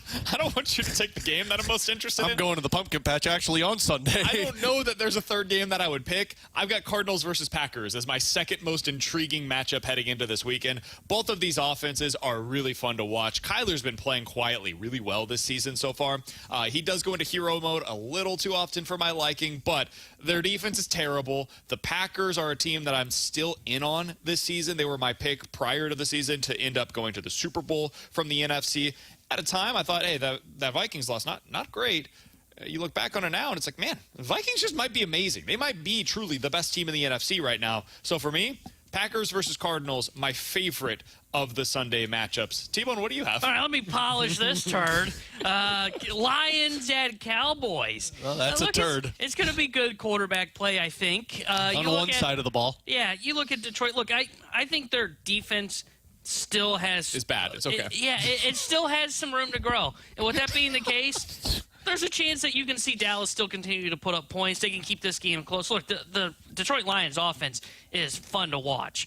Without that defense, though, and that defense kind of lagging behind, I could see where the Cowboys keep this game close. It's in prime time. You can hear Tom Brady continue to grow at his job as well. Like, you know who's also really good lately, I think he has been as well. I think it's going to be a fun game. I don't know if it's the best game of the weekend, but some of us got the third pick. So. You know whose also defense sucks? It's the Dallas Cowboys. Because when Jerry Jones is standing at a press conference saying, DeMarcus Ware, we need you on the field, probably done with that defense as well. You know what else he said today? We're saving Ezekiel Elliott for the postseason. Dude, he's your third best running back on the roster. I've seen Ezekiel Elliott in the postseason, and he's used as a centerman by Mike McCarthy, and it doesn't look good. Did you see the video of him the other day in the locker? He couldn't lift his shoulder up. He's hurt. He's not one of their best running backs right now.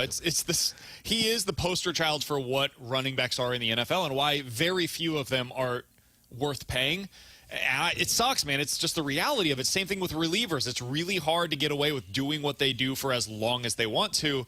After like 3 or 4 years, it's just a steady decline. There are very few guys that can avoid it. Ezekiel Elliott, unfortunately, is not among them. All right, the upset that you believe that we will see heading into this weekend. Let's try to make it at least a 3-point line in favor of one team over the other. Alex, what is your upset pick for this weekend? Are there a lot of 3-point lines or more that we can use? Because none of the ones that are above 3 I believe in. It happens every week. Marshy was talking about this earlier this week because they gave him a hard time. He picked the Panthers last weekend. He's like, well, every week there's upsets. Like, nobody saw the Giants coming last weekend. Nobody picked that game. and then suddenly they're winning. So I'm trying to pick upsets heading into the weekend, but it's whack-a-mole, where you don't know where they're going to come, but you know there's going to be at least one or two upsets of significance heading into the weekend. I mean, I guess if I'm going to go down that path, then I'll stick to what I said earlier, the Giants. I mean, like, I don't think the Giants can beat them, but can the Giants keep it very interesting? Probably, because the other one I was thinking was the Colts over the Titans, but that's a 2.5 point spread. Yeah. And and that's Tennessee's at home, so it's telling you Vegas isn't the same. So, I mean, if I got to pick one of these right now, it's probably going to be the Giants. I think mine would be Cardinals at Packers. I thought about taking the Cardinals on the points in our Pick'em challenge. They're a 5-point dog. I could see where they go into Green Bay. Their offense, they can be explosive at times. I could see where their offense keeps them in that game. It's just a matter of, can you find a way to slow down Jordan Love enough? The Cardinals could potentially do that. They've been a feisty team this season. We saw them come back and beat San Fran. I could see where they go on the road and beat Green Bay. All right, I've got a little parlay for you guys in terms of an upset special going into this weekend. You ready for this? We're going to go with the Commanders as a straight-up winner over the Baltimore Ravens. That's the first leg of this parlay. I like your pick of the Cardinals going up against the Packers this weekend. I like the Broncos at home as a 3-point underdog against the Chargers. And then my final leg on this one is the game that T-Bone selected as his game of the week. That's the Cowboys to win straight up at home against the Detroit Lions. $10 wager, 4-leg money line wins you about $600. Cardinals, Commanders, Broncos, Cowboys. I don't know how likely it is, but I can totally see each of those. That sounds like, can I just have that money? We said this is a game of whack-a-mole, not every mole pops up. Yeah, I'm usually bad at that no matter what.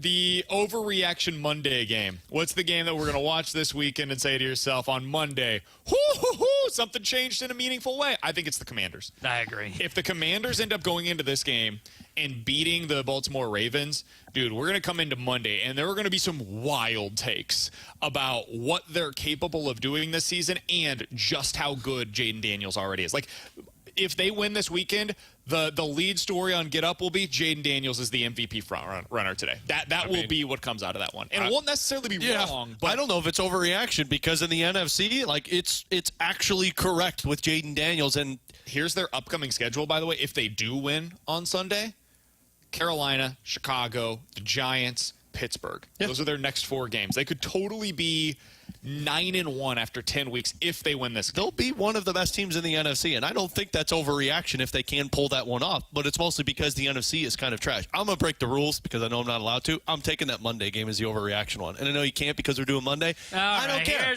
No. If I could turn off your mic, I would, but I don't have that power at this building. That's fine. I don't care. There's no other overreaction than what's going to take place if the Jets win that game against the Bills.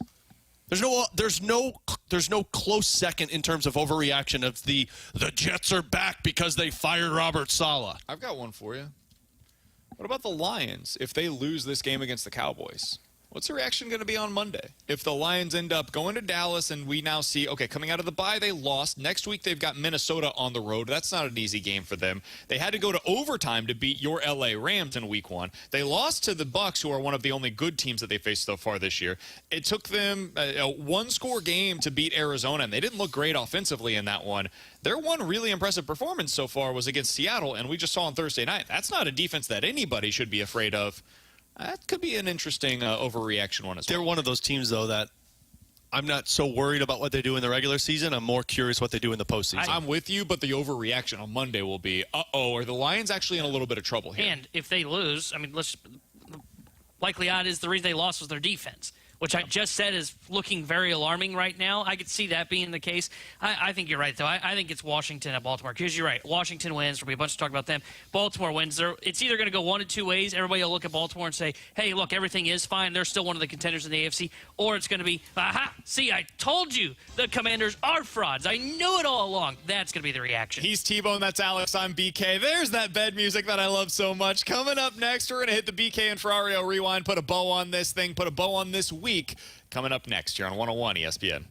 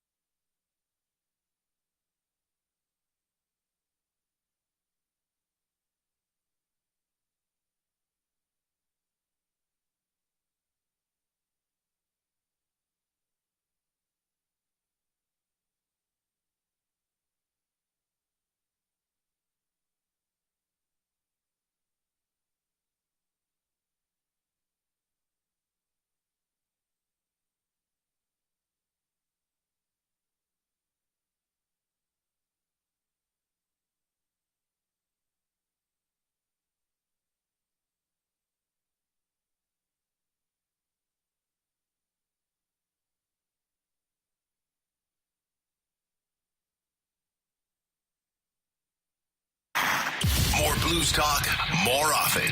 101 ESPN is live from the Centene Community Ice Center. Brought to you by Bud Light and E&B Granite. Bernie Federko's only choice for granite countertops, cabinets, and flooring.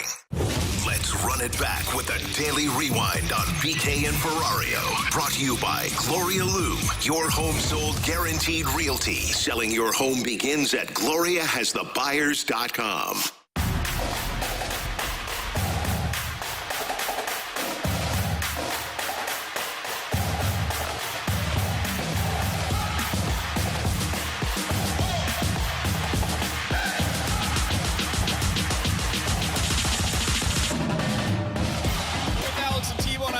We've been broadcasting live at the E&B Granite Studios out of the Centene Community Ice Center today. And if you've missed anything from today's show, be sure to check out the podcast page. 101ESPN.com and the free 101 ESPN app is where you go to find it. It's all presented by Dobbs Tire and Auto Centers. Alex, the Blues are 2-0. They win last night. Another come-from-behind victory. They're second in just 2 games so far this year.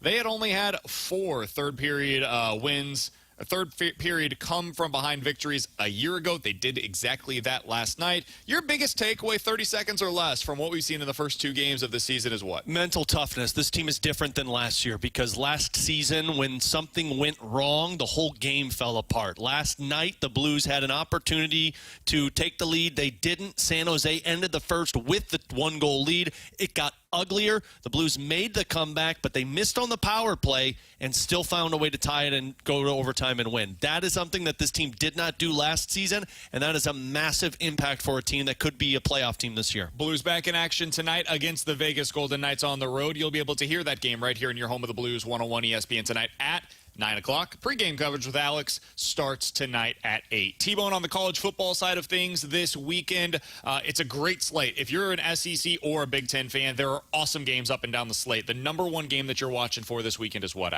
T-Bone? I think it's with the elimination game in the SEC between Ole Miss and LSU. The loser of that is probably done. And it is going to be fascinating to see if Ole Miss defense can slow down LSU enough on the road and how Jackson Dart looks like in that hostile environment. For me, it is going to be it's the top-ranked game, right? The Ohio State versus Oregon game. I'm still not totally convinced that Ohio State is one of the 3 best teams in the country. Everybody tells me they are. I don't know how we can say that when they haven't really played anybody just yet. This is a tough spot. Going on the road to the West Coast against Oregon. I think Oregon is a little underrated because of how weird their start to the season was. I think Oregon wins that one outright, and we see Oregon end up as the 1 or 2 seed in all of college football. On the Sunday side of things, plenty of NFL games. We just talked about it in the last segment, some of the matchups of the week. It's not a great one. It's a great pumpkin patch day. If you're a family man, family woman, go out for the pumpkin patch on Sunday. Enjoy yourself. Be safe out there. For Alex Ferrario and Tanner Hendrickson, I'm Brandon Kiley. Again, if you've missed any of our show, the podcast page is the place to get it after the show today, 101ESPN.com or the free 101 ESPN app. Huge thanks to Jordan Deacon for helping us back out in the studio today. She did a fantastic job on the board. We'll talk to you guys on Monday at 11 a.m. The Fast Lane is coming up next here on 101 ESPN.